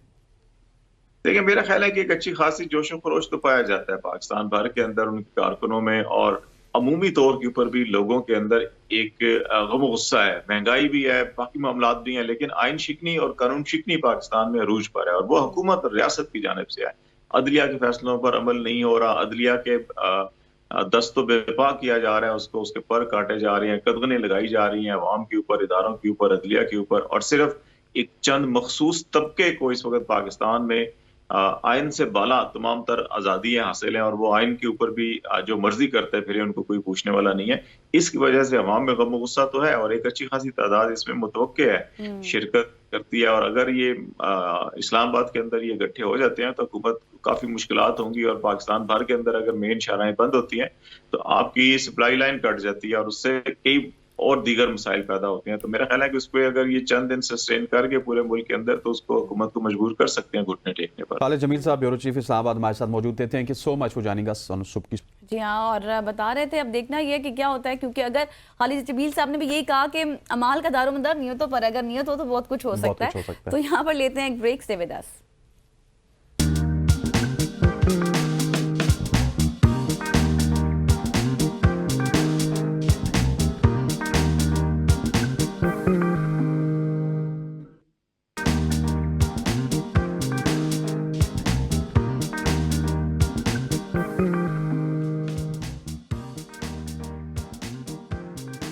Welcome back to Subah ki सोच। आज एक खास मेहमान हमारे साथ मौजूद है। हम बचपन से उनको देखते आ रहे हैं, लाजवाल किरदार उन्होंने निभाए और अगर पाकिस्तान टेलीविज़न की बात की जाए तो वहाँ पे उन्होंने एज ए हीरोइन काम स्टार्ट किया, फिर आपने उनको माँ के किरदार में देखा तो उन्होंने माँ का किरदार बखूबी निभाया, फिर सास का किरदार बखूबी निभाया और आज भी पाकिस्तान की जो एंटरटेनमेंट इंडस्ट्री है उस पर वो राज कर रही है किसी न किसी किरदार से। और हम बात कर रहे हैं, जी हाँ, हम बात कर रहे हैं हिना बयाज साहिबा की।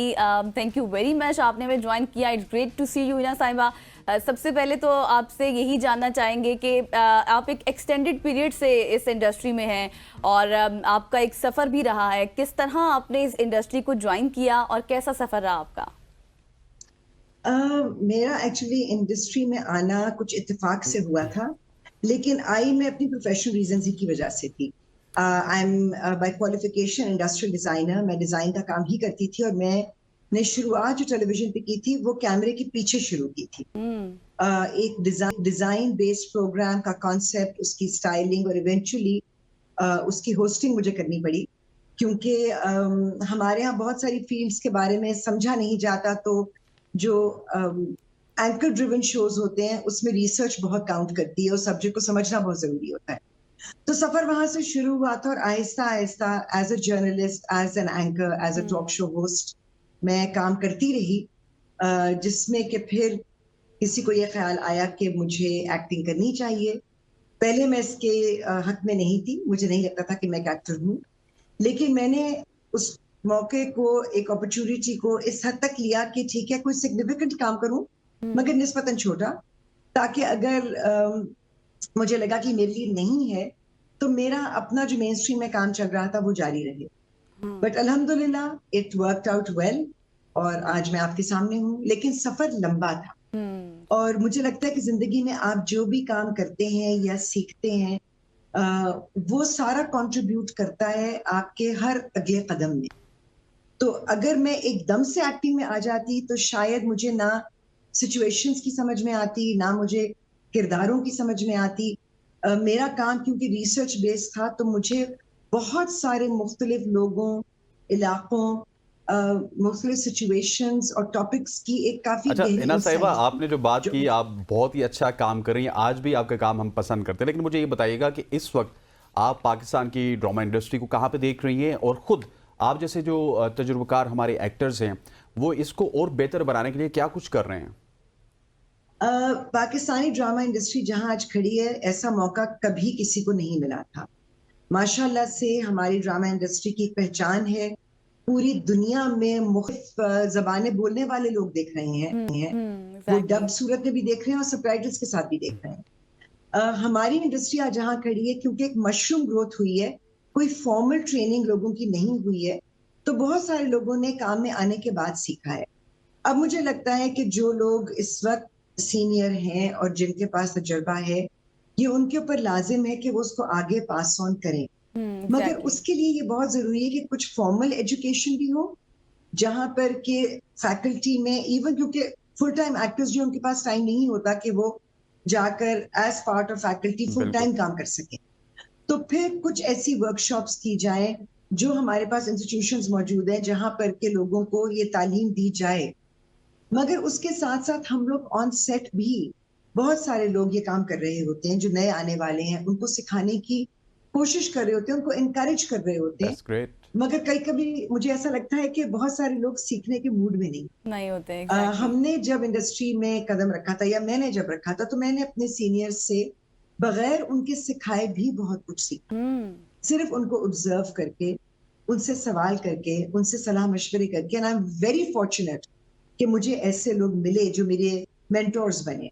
मगर आज शायद जो लोग आते हैं वो बहुत सारे लोग सोशल मीडिया के जरिए आते हैं, वो ऑलरेडी एक तरह से उनका नाम निकल चुका होता है, तो उनको शायद जरूरत महसूस नहीं होती कि उन्हें इस फील्ड में प्रोफेशनली टेक्निकली कुछ सीखना है। हिना साहिबा, जैसे आपका जर्नी जो सफ़र सुनकर ना बहुत इंस्पायरिंग था। You are a great and multi talented women, जिस तरह से आपने बात की, आप क्या समझती हैं कि एक अदाकार को अदाकार कब कहा जा सकता है, कब उसको ये हक हासिल होता है? क्योंकि आजकल देख रहे हैं हम बहुत से ऐसे नौजवान नस्ल हैं जो कि टिकटॉक अकाउंट्स, यूट्यूब अकाउंट्स बनाकर खुद को सेलिब्रिटी कहलवाने लग जाते हैं। आपका सवाल जो है वो मल्टी लेयर्ड है, क्योंकि सेलिब्रिटी कहलाने में और अदाकार होने में फर्क है। लेकिन ये हक हर किसी का है कि वो क्या कहलाता है, क्योंकि ये ऑडियंस पे डिपेंड करता है। आप अगर इस प्री कंसीव्ड आइडिया के साथ आते हैं कि जी मैं अदाकार हूं, तो शायद ये आपके लिए कई बार डिसअपॉइंटिंग भी होता है। अगर आज सोशल मीडिया की वजह से लोगों का चेहरा पहचाना जाता है, तो वो पहचान नहीं होती, वो कोई इमेज नहीं होता, वो सिर्फ एक चेहरे की शनाख्त होती है। तो इमेज बनाने में और अपनी पहचान करवाने में, अपना नाम बनाने में वक्त लगता है, मेहनत लगती है। तो आप किसी भी जरिए से अदाकारी की तरफ आ जाएं, वो इतना मैटर नहीं करता। ये चीज ज्यादा अहम है कि आपने वहां आने के बाद अपने आप को किस तरह से मनवाना है, आपने कितनी मेहनत करनी है, अपने किरदारों को, सिचुएशंस को, ड्रामे की टेक्निक को किस तरह से समझना है। क्योंकि बहुत सारे जो बहुत बेहतरीन एक्टर्स हैं, उन्होंने पूरी दुनिया में जिंदगी में एक्टिंग देर से शुरू की, लेकिन जिंदगी का तजुर्बा उनके पास ऐसा ही है। Some of our A list Hollywood actors, खवातीन, उन्होंने 40s में आके एक्टिंग शुरू की। तो जिंदगी का तजुर्बा और वो सीख जो होती है, वो फनकारी अदाकारी में इसलिए काम आती है, क्योंकि ये अंदर से आना होता है, ये वो सेंसिटिविटी होती है और अंडरस्टैंडिंग होती है जो किरदारों को निभाने में आनी चाहिए। जबरदस्त बात है। तो उस सीखने के लिए हमेशा तैयार रहें। अपने आप को सेलिब्रिटी समझना या ये फर्ज कर लेना कि हर कोई आपको जानता और पहचानता है, इसमें आगे सेलिब्रिटी की बात की, तो एक एक्टर की अगर बात करें तो सोसाइटी का माइंडसेट बदलने में, सोसाइटी को बदलने में उसका बड़ा इंपॉर्टेंट रोल होता है। क्योंकि लोग आपको देखते हैं, आपको पसंद करते हैं, जिस तरह के आप कपड़े पहनते हैं, जिस तरह के आप एक्ट करते हैं, वो अपनी लाइफ में भी करने की कोशिश करते हैं। तो ये कितना ज्यादा इम्पैक्ट होता है एक एक्टर का सोसाइटी में? सबसे ज्यादा जिस शख्स को लोग देखते हैं और जिससे रिलेट करते हैं, वो अदाकार ही होता है। क्योंकि डायरेक्टर हो, प्रोड्यूसर हो, कैमरे के पीछे जितने लोग काम कर रहे होते हैं, डायरेक्टर ऑफ फोटोग्राफी, उनकी पूरी पूरी टीम्स होती हैं। राइटर सबसे बड़ी बात है जो होता है, उसके बारे में अमूमन लोगों को इतना नहीं पता, बिल्कुल, अनलेस कि आपका बहुत ज्यादा इंटरेस्ट हो और आप जानना चाहें। लेकिन अदाकार को लोग देखते हैं और उससे एक रिश्ता बना लेते हैं। जो दिखता है वो बिकता है। तो मुझे लगता है कि उस अदाकार के ऊपर फिर एक जिम्मेदारी अल्लाह ताला की तरफ से आयद हो जाती है कि अगर आपकी एक पहचान है और आपका एक नाम है और लोग आपको फॉलो करते हैं, तो आपने भी माशरे को कुछ वापस देना है, बहैसियत एक शहरी, बहैसियत एक इंसान, क्योंकि आप की बात को लोग सुन रहे हैं, तो आपके ऊपर ये जिम्मेदारी आयद होती है कि आप क्या बात करते हैं, किस अंदाज से करते हैं, आप किस सोच को फरोग देते हैं, आप क्या जबान इस्तेमाल। अच्छा क्योंकि हिना साहिबा, जिस तरह से आपने ये बताया कि हर चीज़ के ऊपर मतलब हर चीज़ एक टाइम टेकिंग प्रोसेस है, तो फिर आप क्या समझती हैं एक इन्फ्लुएंसर में और एक एक्टर में मेन डिफरेंस क्या होना चाहिए, या फिर क्या डिफरेंस होता है? देखिए, इन्फ्लुएंसर्स वाली चीज को मैं जाती तौर पर इतना मानती नहीं हूँ, क्योंकि इन्फ्लुएंस करना क्या होता है कि आप किसी को किसी चीज के लिए तैयार करते हैं या उनको राग़िब करते हैं या उनको कन्विंस करते हैं। तो अगर आप एक प्रोडक्ट को बेच रहे हैं और आप उसको लगा कर बता रहे हैं, उसमें से कितना सच है कितना झूठ है ये कोई नहीं जानता। तो आजकल बहुत सारे लोग जो हैं वो इन्फ्लुएंसर कहलाते हैं, मुझे ये टर्म समझ में नहीं आता है। मुझे लगता है मैं अगर एक इंसान किसी को देख रही हूँ तो मैं उससे इन्फ्लुएंस होंगी जिसकी क्रेडिबिलिटी पे मुझे यकीन होगा। तो मुझे लगता है कि क्रेडिबिलिटी और अपने इमेज को बनाने के बाद ही ठीक हो गया ना, क्रेडिबिलिटी के ऊपर बात करेंगे, लेकिन यहाँ पर वक्त हो जाता है एक शॉर्ट सी कमर्शियल ब्रेक का। हिना हमारे साथ मौजूद हैं और जब वापस आऊंगा मैं तो मैं इनसे इनके ड्रामास के हवाले से पूछूंगा हाँ। कौन सा ड्रामा सबसे ज्यादा फेवरेट है, जिसको वो अपना फेवरेट समझती हैं। स्टे विद अस।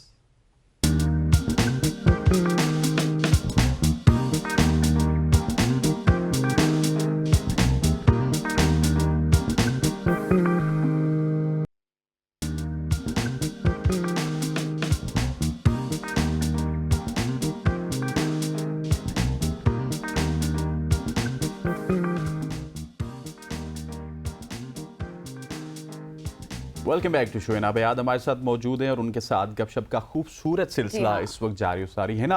आपने बहुत सारे ड्रामास किए, जैसा मैंने पहले बताया कि बचपन से लेके आज तक हम आपको देखते आ रहे हैं। कौन सा ड्रामा है, वैसे ये मुश्किल सवाल है, कौन सा ड्रामा है जो आपको बहुत ही पसंद है कि ये ड्रामा मैंने बहुत ही आउटस्टैंडिंग किया? मैं उन खुशकिस्मत अदाकारों में से हूँ जिनको अल्लाह ताला ने और लोगों ने बहुत अच्छे मौके दिए हैं, बहुत सारे चैलेंजेस दिए हैं। मैंने ऐसे प्रोजेक्ट्स किए हैं जो आइकॉनिक हैं और शायद पाकिस्तान में ना पहले ऐसे हुए और ना कभी होंगे। ऐसे किरदार हैं जहां मैंने हुमायूं सईद की मां बनना कबूल किया, हालांकि हमारा एज डिफरेंस तो इतना है नहीं, लेकिन मुझे था कि ये कैरेक्टर मुझे दोबारा नहीं। वो बड़ा पुराना एक ड्रामा था, जिस जमाने में शायद सोशल मीडिया इतना नहीं था, लेकिन आज भी उससे पाकिस्तान के बेहतरीन ड्रामों में गिना जाता है और उसका नाम था तुम हो के चुप। मेरे किरदार का नाम बीबी जौनम था, जो एक ईरानी औरत थी जो रेवोल्यूशन के जमाने में बलूचिस्तान की तरफ आ गई। एक बच्ची थी जिसके साथ एक बूढ़े सरदार ने शादी कर ली, and so on and so forth. बहुत इंटरेस्टिंग कैरेक्टर, बहुत बहुत कमाल का ड्रामा। जियो का ड्रामा था, इकबाल अंसारी साहब उसके प्रोजेक्ट हेड थे, हसी वसम की डायरेक्शन थी। मेरा नाम यूसुफ, खलील रहमान कमर साहब के बहुत बेहतरीन लिखे हुए ड्रामों में से, जो मेरी जबार ने डायरेक्ट किया। तलखियां जो बीगू की राइटिंग थी, खालिद अहमद साहब की डायरेक्शन थी, एक्सप्रेस पे चला था। तो मुझे लगता है कि ऐसे आइकॉनिक ड्रामे, शहरजाद उनमें मैं शामिल करूंगी, मताए जान को मैं उसमें शामिल करूंगी। रिसेंटली खुदा और मोहब्बत, खाई जो वजाहत हुसैन ने डायरेक्ट किए, सेवन स्काई जियो के ड्रामे थे। मैं खुशकिस्मत हूँ कि मुझे बहुत रेंज मिली है, यहाँ तक कि एक 5 आबाती हुई बिल्कुल जाहिल बुर्का ओढ़े हुए गालियां बकती हुई एक उस्तानी जी, उसका किरदार भी मैंने किया। बहुत कमाल का ड्रामा था वो भी, मुझसे तलत ने डायरेक्ट किया था एक्सप्रेस के लिए। मुझे लगता है कि ऐसे ड्रामों की, गरमान रह जाए उसका नाम था, ऐसे ड्रामों की एक लाइफ जो है ना वो इटर्नल होती है, जिसको लोग देखते रहते हैं, जिससे लोग सीखते रहते हैं। लाइट हार्टेड उसमें अगर मैं आऊं तो ऑन ज़ारा और इश्क जलेबी, वो किरदार ऐसे जिनके साथ लोग जीते थे, उनके साथ हंसते थे, उनके साथ रोते थे और आज भी वो रेलेवेंट है। तो आई थिंक ये काम जो है ये आपके जाने के बाद भी रह जाता है, और मैं बहुत खुशकिस्मत हूँ कि मुझे ऐसे किरदार मिले, ऐसे प्रोजेक्ट्स मिले, ऐसे हिदायतकार मिले। मंटो, अच्छा हिना साहिबा, जैसे अभी हमने ड्रामों के हवाले से बात तो की है, बहुत से ऐसे ड्रामे थे जो हमने भी देखे और बहुत इंस्पायरिंग स्टोरीज होती हैं उनमें, लेकिन अब सवाल ये है कि हमारी फिल्म इंडस्ट्री उस तरह से ग्रो नहीं कर रही है जिस तरह से हमारी ड्रामा इंडस्ट्री कर रही है। आप क्या समझती हैं कि हमारी फिल्म इंडस्ट्री की ज़वाल की वजह क्या है और क्या इसको दोबारा से उस तरह से उठाया जा सकता है? देखिए, फिल्म इंडस्ट्री को बड़ी सोची समझी प्लानिंग के तहत बर्बाद किया गया, खत्म किया गया, मनी लॉन्ड्रिंग का जरिया बनाया गया। ऐसे लोग बीच में आ गए जिनका दूर दूर क्रिएटिविटी से कोई ताल्लुक नहीं था। देखिए, एक पढ़ा लिखा अदाकार, एक पढ़ा लिखा इंसान बहुत अच्छा अदाकार बनता है, बहुत अच्छा हिदायतकार बनता है, बहुत अच्छा Exactly. प्रोड्यूसर बनता है, क्योंकि ये सारा मामला बहुत सेंसिटिविटी मांगता है, एहसास मांगता है, समझ मांगता है, बारीकबीनी मांगता है। तो वो चीज जब तक नहीं आएगी, आपका काम फ्लॉप होता रहेगा। हमारे ड्रामों की बनिस्बत हमारी फिल्मों में राइटिंग का फुकदान है, हिदायतकारों का फुकदान है। जो अच्छे हिदायतकार भी हैं, उनका बिल्डिंग ब्लॉक जो है वो एक स्क्रिप्ट होती है। कंटेंट फिल्म की स्क्रिप्ट आप सोचें कि जो कहानी आप ड्रामे में 30 से 35 किस्तों में बता रहे हैं, वो आपने 1.5 घंटे के अंदर बतानी है। तो उसका क्राफ्ट बिल्कुल डिफरेंट है। मैं एक बड़ी खूबसूरत एग्जांपल आपको दूंगी। मंटो जो फिल्म बनी थी, मंटो का ड्रामा सीरियल और फिल्म साथ साथ बने, मगर वहां पर भी वाज़ेह था कि जो फिल्म है उसमें क्या चीजें शामिल होंगी, कौन से सीन हैं जो हम फिल्म और टेलीविजन दोनों के लिए कर रहे हैं, और वो कौन से सीन्स हैं जो हम सिर्फ टेलीविजन के लिए कर रहे हैं। तो वो एक ऐसा आई थिंक कामयाब तजर्बा था, मगर मेन स्ट्रीम में वो काम नहीं किया गया। फॉर्मूला फिल्म्स के नाम पर हमने बहुत अजीब सी फिल्में बनाई हैं, क्योंकि कमर्शियल सिनेमा तभी कामयाब होता है जब उसमें आर्ट की भी जगह हो। अगर आप सिर्फ आर्ट के नाम पे कोई अजीबोगरीब चीज बना देते हो, लोगों की समझ में नहीं आती, तो ऑडियंस एक्सेप्ट नहीं करती। और अगर आप कमर्शियलिज्म के नाम पे लोगों को लग़वियात बेचते हैं, तो भी लोग रिजेक्ट कर देते हैं।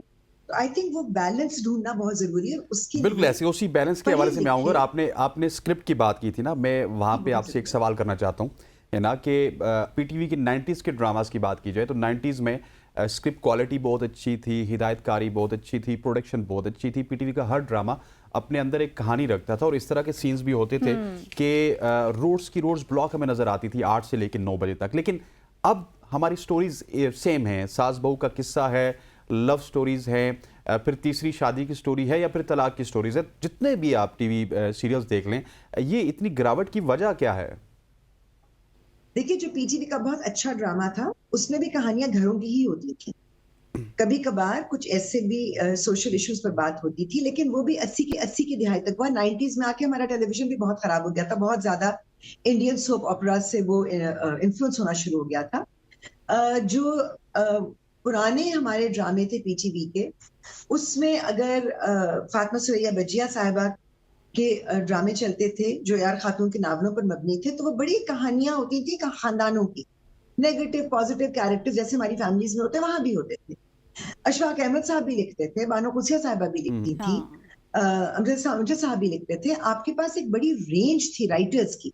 वो ये चीज जो आज मैं कहती हूँ, हमारे पास राइटर्स की रेंज नहीं है।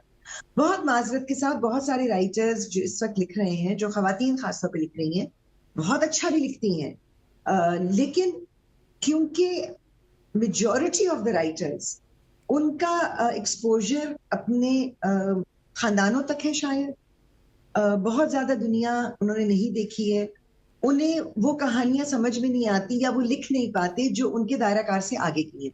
मैं अगर किसी प्रोफेशनल औरत का किरदार करना चाहती हूँ कि मुझे एक मेरी उम्र की एक औरत का किरदार दें जो शायद एक करियर वुमन है, एक लॉयर है, एक डॉक्टर है, जो कि जाहिर है 20, 25, 30 साल बाद अपना एक मकाम बनाती है। वो किरदार उठाकर आप एक 30 साल की लड़की को दे देते हैं जो उसको जस्टिफाई नहीं कर पाती, और जो आपकी 15-16 साल की उम्र की कैरेक्टर्स होते हैं वो आप 40 साल की उम्र की खवातीन से करवा रहे होते हैं।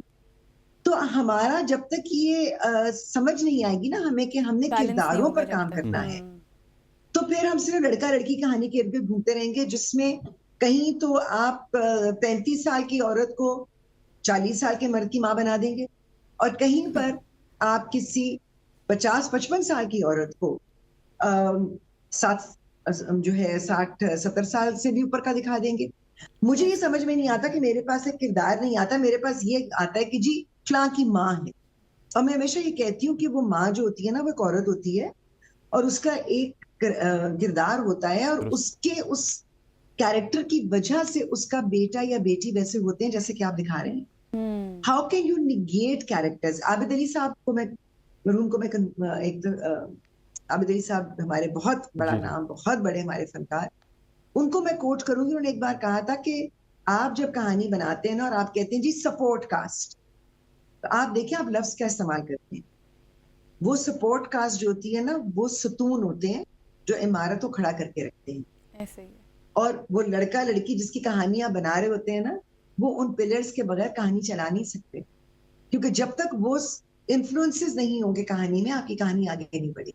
ऐसे ही। और मैं इंतजार कर रही हूँ उस दिन का जब मुझे कहा जाए कि जी ये लीड कैरेक्टर है और ये एक ऐसी औरत का कैरेक्टर है जो कि आपकी उम्र की है। ऐसी कहानियां नहीं लिखी जाती, हालांकि कहानियां शुरू होती हैं 40 बार। यकीनी तौर पर ऐसा ही है हिना साहिबा, आपने बहुत अच्छी बातें की कि मतलब हर करैक्टर को उसमें ढलने में वक्त लगता है और उसको वैसा ही प्रेजेंट करना चाहिए। आखिरी सवाल मैं आपसे करूंगी, आपको क्या लगता है मतलब बतौर एक एक्टर होना क्या वो हसास भी होता है? क्योंकि इस वक्त जो पाकिस्तानी हमारे हालात हैं, मुल्की हालात हैं, उनको सामने रखते हुए क्या महसूस होता है?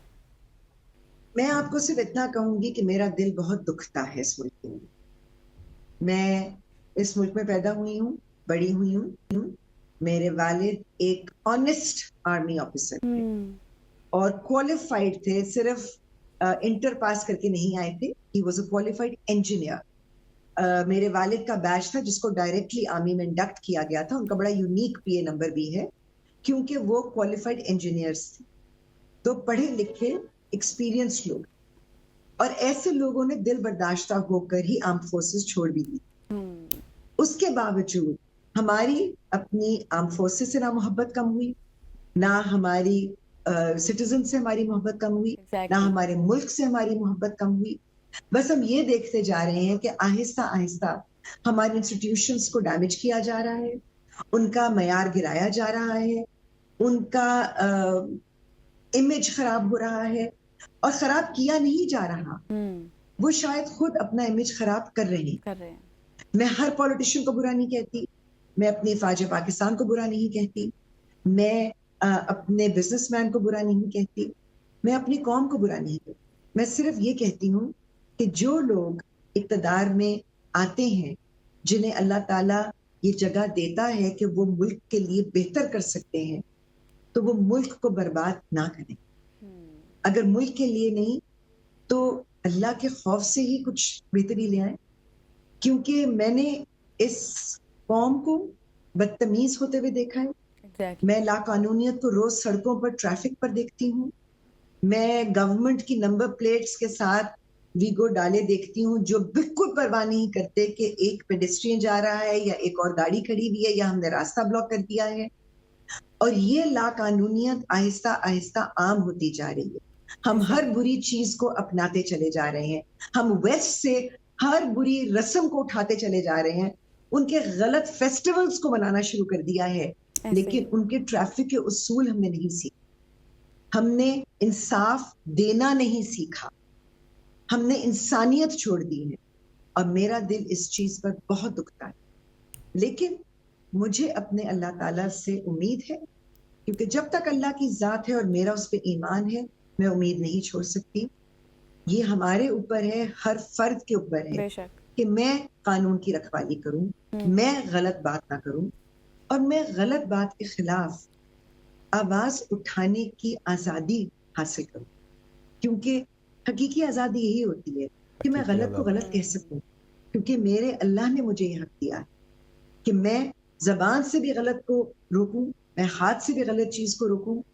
फिलहाल मैं गलत चीज को दिल में बुरा। Thank you so much. साहिबा हमारे साथ मौजूद थी और आज हमने बड़ा ही इंटरेक्टिव सेक्शन था हमारा ड्रामा और हाँ फिल्म इंडस्ट्री के हवाले से, किस तरह से उरूज और ज़वाल, किस तरह से उन्होंने अपना सफ़र शुरू किया और आगे बढ़ी, और अब मुल्की हालात को देखते वो क्या महसूस करते हैं बतौर एक्टर्स, जो है उनकी हसासियत क्या होती है। तो जी यहाँ पर वक्त हुआ एक ब्रेक का, स्टे विद अस। इसके बाद हम बात करेंगे इस्लाम के हवाले से।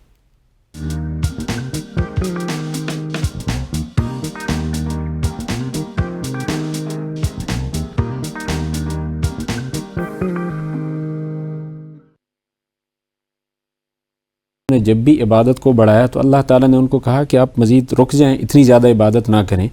और बहुत सारी चीज़ों में दावत बहुत ज़्यादा दी तो उनको कहा कि आप इतनी ज़्यादा दावत ना दें कि आप अपने आप को हलाक कर दें। लेकिन जब अखलाक में वो आगे बढ़े तो ये नहीं कहा गया कि इतनी मीठे ना हो कि लोग आपको खा जाएं, बल्कि कहा कि इन्नका लअला खुलुक़िन अज़ीम, कि आप तो अखलाक के आला तरीन रुतबे पर फायज़ हैं। और उनके अखलाक गोया कुरान करीम का एक आमली नमूना था। तो उन्हीं अखलाक में से एक खुलुक़ जो आजकल हमें बिल्कुल नापैद हो गया है, आदम बर्दाश्त है। बिल्कुल कोई आदमी आपसे बात करे या किसी को आप जाके रास्ते में देख लें, किसी को हारन बजा के देख लें, किसी की किसी बात को रद्द करके देख लें, फिर उसका रिएक्शन देख लें, बिल्कुल बुर्दबारी और ये सारे के सारे औसाफ हम में से ख़त्म हो गए हैं। हुज़ूर अकरम सल्लल्लाहु अलैहि वसल्लम ने को अल्लाह ताला ने अपने औसाफ दी है। अल्लाह ताला हलीम है, बुर्दबार हैं, बर्दाश्त करते हैं। अगर अल्लाह ताला बर्दाश्त ना करते तो ये कायनात ही इसके रहने का इम्कान ही नहीं था। हम तो वो तमाम गुनाह कर रहे हैं जो बनी इसराइल या जिस एक एक गुनाह की वजह से बाकी कौमों पर अजाब आया था, वो सारे के सारे हमारे अंदर जमा हो गए।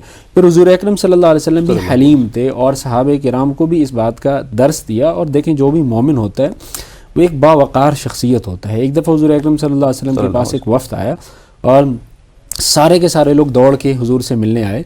जो उनका सरदार था वो ज़रा रुक गया, उसने सारी सवारियां बांध ली, उसके बाद जाके वज़ू किया, अपने आप को बराबर किया, फिर आके हुजूर सल्लल्लाहु अलैहि वसल्लम से मिला। 20-25 मिनट आधा घंटा लग गया होगा। तो हुजूर ने उनसे इरशाद फरमाया कि ये जो दो आदतें आपके दरमियान है, आपके अंदर हैं, ये अल्लाह ताला को बहुत ज़्यादा पसंद है। एक ये है कि आप बावकार हैं और एक ये है कि आप बुर्दबार हैं। आपने जल्दी नहीं की। हालांकि वो जो लोग जल्दी आए थे वो तो हुजूर से मिलने के लिए जल्दी में आए थे। तो आप जाके देखें, हरम में देखें किस तरह से हम हजर अस्वद पे टूट पड़ते हैं। हालांकि हजर अस्वद को बोसा देना सुन्नत है, जिसका इतना ही सवाब है जितना दूर से सलाम करना। मुसलमान को तकलीफ़ देना हराम है।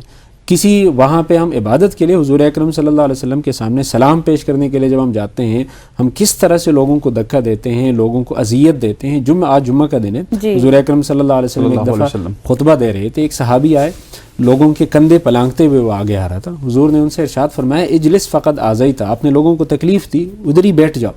तो हुजूर ने उनको बैठाया कि किसी के कंधे को पलांग के नहीं आना। बेशक आप पहली सफ में बैठने के लिए आ रहे हैं, नेकी कमाने के लिए आ रहे हैं, लेकिन गुनाह कमाते हुए आ रहे हैं। तो इसलिए जो हमारा रवैया बन चुका है कि हम हर चीज़ पे फौरी तौर पे रिएक्शन देना अपना फ़र्ज़ समझते हैं। और देखें, इसका तो ज़िंदगी में मैंने भी बेशुमार दफ़ा तजुर्बा किया है, आप भी देख लें। अभी आपको कोई मैसेज आए जिसमें ओल फोल बका गया हो, आपको आपकी शख्सियत पर हमला किया गया हो, अभी अगर आप जवाब देंगे आपका जवाब मुख्तलिफ तौर पे होगा। 1 घंटे बाद जवाब देंगे उसका जवाब मुख्तलिफ होगा, अगले दिन जवाब देंगे उसका जवाब मुख्तलिफ होगा। अभी अगर आप जवाब देंगे ये झगड़ा आगे मज़ीद बढ़ेगा, आप लोगों के दरमियान ताल्लुक़ ख़त्म हो जाएगा। इसलिए हर चीज़ में रुक के, तम के, बुर्दबारी से, बर्दाश्त के साथ आप आगे जाके किसी मुनासिब मौके पर फ़ैसला लीजिए। और ज़िंदगी में हम जितना भी नुकसान उठाते हैं वो फौरी रिएक्शन की वजह से उठाते हैं। हमारे ख़ानदान बर्बाद हो गए, किसी ने कोई बात कर दी और मैंने कहा कि मुझे ये बात कर दी और फौरी तौर पे मैंने रिएक्शन किया। ख़वातीन में भी ये मामला होता है, घरों के अंदर ये मामला होता है, दफातर के अंदर ये मामला होता है। और ये आदम बर्दाश्त पर उस मौके पे जा पहुँचता है जिसकी वजह से हम अपने ज़ाती मसलाहत के लिए कौमी लेवल पे, ये बिल्कुल इसी कौमी लेवल पे एक तरफ एक कहता है मैंने धरना देना, दूसरी तरफ उसने तो मुल्क बंद करना नहीं है, गवर्नमेंट बंद कर देती है। यानी फलां की फलां के साथ नहीं लगती, फलां ने फलां को ये इस मौके पे ये। अब ये देखें, ये मेरे और आपकी लड़ाई है, तो मैं कौम को बीच में क्यों घसीटूं, मैं मुल्क का क्यों बेड़ा गर्क कर दूं। तो पर्सनल लड़ाइयों में आदम बर्दाश्त, आदम तहम्मुल और उसका नतीजा हम दहाइयों तक भुगतते रहते हैं। तो इसलिए हुजूर अकरम सल्लल्लाहु अलैहि वसल्लम के इस पहलू को अपनाने, उस पर अमल करने, उसकी तबलीग करने और उसको सही मानों में, अगर हम मोहम्मदी हैं और हम हुजूर सल्लल्लाहु अलैहि वसल्लम का नाम लेते हैं, तो इस पर हमें ठीक तरह से अमल करना होगा। अच्छा मुफ्ती साहब, ये भी बताएं, जैसे कि भी आपने बताया कि अदम बर्दाश्त यकीनी तौर पर अब ख़त्म हो चुकी है। घरों में देखो, दफातर में देखो, बाहर रोड्स पे देखो, और इवन कि हम नेशनल लेवल पर देखें, ये सब कुछ हम मामलात देखते हैं। अब एक वाक़या भी है ना, जब नबी करीम सल्लल्लाहु अलैहि वसल्लम को एक औरत, यहूदी औरत जो है, उनको नुकसान पहुंचाती थी, उसमें कूड़ा फेंकती थी, लेकिन तब भी नबी करीम सल्लल्लाहु अलैहि वसल्लम ने कितनी बर्दाश्त और तहम्मुल का मुजाहरा किया था। तो आज कल के दौर में हम देख रहे हैं जिस तरह के नौजवान नस्ल में कोई अदम बर्दाश्त नहीं है, मतलब बिल्कुल बर्दाश्त के दायरे से वो बाहर हो चुके हैं। किस तरह से ये जो है काउंटर किया जा सकता है इस चीज़ को, और कुरान और हदीस इस हवाले से हमें क्या पैगाम देते हैं? देखें, पहले जवाब देने से पहले मैं एक नुक्ते की वजाहत करना चाहूँ। ये जो बूढ़ी खातून है, इसका वाक़या सीरत के साथ हमने इतना नत्ती कर दिया है कि हम हर जगह पे इसका जिक्र करते हैं। ऐसा कोई पढ़ाया गया था हमें किताबों में, ऐसा वाक़या सीरत में बिल्कुल नहीं है। अच्छा, सीरत में इस तरह का वाक़या बिल्कुल नहीं है। हुजूर सल्लल्लाहु अलैहि वसल्लम बर्दाश्त करते थे और बहुत सारे वाक़यात इससे मिलते जुलते हैं। जैसे एक खातून जो है वो मस्जिद में झाड़ू देती थी, उसका इंतकाल हुआ तो हुजूर ने फरमाया कि आपने मुझे क्यों नहीं बताया, वो तो इतना अजीम काम करती थी। फिर जाके हुजूर ने उनका जनाजा कब्र पे जाके पढ़ाया। इसके अलावा इस तरह के वाक़यात हैं, लेकिन ये जो यहूदी खातून जो कूड़ा फेंकती थी और इस तरह के वाक़यात सीरत नहीं है, ये आवाम के अंदर मशहूर हो गया है इस तरह का वाक़या। इसके अलावा भी बहुत सारे वाक़यात हैं। दूसरा, आपने उसकी बात की अदम बर्दाश्त की और नौजवानों के हवाले से। देखें, आप यकीन कीजिए, मैं यूनिवर्सिटी में पढ़ाता हूँ, आपने भी पढ़ा होगा। आप हम सोशल साइंसेस की हमारी पूरी फैकल्टीज़ होती हैं, हमारे स्टूडेंट्स को हम पढ़ाते हैं। आप उस पूरे सिलेबस को देख लें कि जो सोशल साइंस जो कि हमारा अलग है, हमारा मुआशरती अक़दार अलग हैं, रिवायात अलग हैं, उस पर हमें नबवी तालीमात अलग हैं। क्या हम अपने बच्चों को वो सोशल साइंस पढ़ाते हैं या वो पढ़ाते हैं जिन जो ऐसी अक़वाम की तरतीब करदा है जिनके साथ हमारी सिवाय इंसानियत की कोई चीज़ मुश्तरक नहीं है, वो किसी और दीन से ताल्लुक़ है। तो इसलिए जब हम सीरत को अपनाएंगे, सीरत को पढ़ाएंगे, उस पर अमल करेंगे और जो हमारे रोल मॉडल्स हैं, जो हमारे मुक्तदा हैं, जो हमारे पेशवा हैं, वो इस पर ख़ुद अमल करके दिखाएंगे, फिर हम अपने बच्चों को दुनिया जहाँ के ऐसे फ़र्जी वाक़यात सुनाते हैं जिनका हकीकत की दुनिया से कोई ताल्लुक़ नहीं होता, नॉवेल्स होते हैं। क्या हमने उनको सीरत के वाक़यात पढ़ाए हैं? किसी भी बच्चे से जाके पढ़ें कि आप मुझे ग़ज़वे बदर का पूरा वाक़या सुना दें, वो इतना तो शायद बता सके कि कोई वाक़या हुआ था जिसमें फ़रिश्ते उतरे थे, लेकिन क्या उसको इतनी दक़ीक़ तफ़सीलात का इल्म है? जिस तरह नॉवेल्स का इल्म होता है, जिस तरह फ़र्जी कहानियों का इल्म होता है, क्या हमारे पास गेम्स का होता है? क्या हमारे पास यानी रियल उसके लिटरेचर की इतनी कमी है कि हम फर्जी लिटरेचर पे आ गए हैं? तो इसलिए इसके लिए रूट्स लेवल पे जाके काम करने की ज़रूरत है कि हम अपने बच्चों को सीरत से रोशनास कराएं, हुजूर अकरम सल्लल्लाहु अलैहि वसल्लम की अखलाक बताएं। और फिर हमारे यूनिवर्सिटी में जो इस्लामिक स्टडीज़ का या सीरत का कोर्स पढ़ाया जाता है, आप देख लें कि उसका क्या हशर किया जाता है। सबसे ज़्यादा गराजरियाँ उसमें होती हैं। नई यूनिवर्सिटी उसको सीरियस नहीं लेते, एडमिनिस्ट्रेशन उसको सीरियस नहीं लेती। बहुत सारी यूनिवर्सिटीज़ में 4-5 सेक्शंस को मिला के ऑनलाइन पढ़ाया जाता है, जिससे वो पूरा एक जलसा बन जाता है। इसमें तो टीचर स्टूडेंट की बराह रास्त इंटरेक्शन की ज़रूरत होती है। तो इसलिए हम अपने बच्चों के लेवल से लेके, स्कूल्स के लेवल से लेके, यूनिवर्सिटीज़, कॉलेजेस, इसी तरह मसाजिद, हर लेवल पे सीरत के उस दर्स को जिसको हमने बुला दिया है, उसको दोबारा से उसका एहया करने की ज़रूरत है और अपने नौजवानों को इससे रोशनास कराने की ज़रूरत है। और जिस सीरत के अंदर 1400 साल पहले जिस सिस्टम के अंदर ये ताकत थी कि वो पूरी दुनिया पे रूल कर सकता था, जो पूरी दुनिया के लिए फलाह का बायस बन सकता था, वो उसमें आज भी वो ताकत मौजूद है, लेकिन आजमा के तो देखा जाए। बिल्कुल। अच्छा मुफ्ती साहब, मुझे एक बात बताइएगा कि एज ए इंडिविजुअल हम नमाज नहीं पढ़ते, हम उस तरह से ज़कात नहीं देते, हज उम्रे की तो बात ही दूर तक चली जाती है, रोज़ों पे भी हम एहतमाम नहीं करते, लेकिन जब हम रियासत की बात करते हैं तो हमें एक दीनी रियासत चाहिए, एक शरीयत की पाबंद रियासत चाहिए, सूद के निज़ाम का खात्मा चाहिए। तो एज ए इंडिविजुअल हमारे ऊपर क्या क्या जिम्मेदारियां हैं कि पहले हम वो अदा करें, उसके बाद रियासत से एक्सपेक्ट करें कि रियासत कुछ करे। और मदीने में आखिर में मौत भी चाहते हैं एग्जैक्टली तो जन्नतुल बकी में दफन होना भी चाहते हैं, लेकिन करतूत हमें हमारे अपने देखें। ये बात आपकी ठीक है, रियासत भी एक अहम किरदार अदा करती है और रियासत का हुसूल और रियासत अगर किसी चीज़ को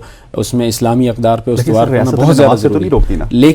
लेकिन ये बात ज़रूरी है कि मैं अपने इस दायरे के अंदर क्या कर रहा हूँ और क्या मैं वो जिम्मेदारी पूरी कर रहा हूँ या नहीं कर रहा जो कि जिसका मुझे ज़िम्मेदार करार दिया गया है अपने मुआशरे के अंदर। और हुजूर सल्लल्लाहु अलैहि वसल्लम ने बताया कि देखिए, मैं भी एक रियासत का सरबराह हूँ, घर के अंदर मेरी रियासत है, उसमें मेरी बीवी बच्चे हैं, क्या मैं उस रियासत का के सरबराह के तौर पे ठीक तरह से रोल अदा कर रहा हूँ या नहीं अदा कर रहा हूँ? तो हर बंदा निगहबान है। किसी के ज़ेर विलायत करोड़ों अफराद हैं, किसी के ज़ेर विलायत 10 अफराद हैं, यहाँ पे जो लोग रहते हैं उसका भी कोई डायरेक्टर है। तो इसी तरह हर बंदा की एक छोटी सी रियासत होती है और मेरी जिस्म के ऊपर तो मेरी हुकूमत है, तो मैं उसमें उस रियासत में कैसे परफॉर्म कर रहा हूँ?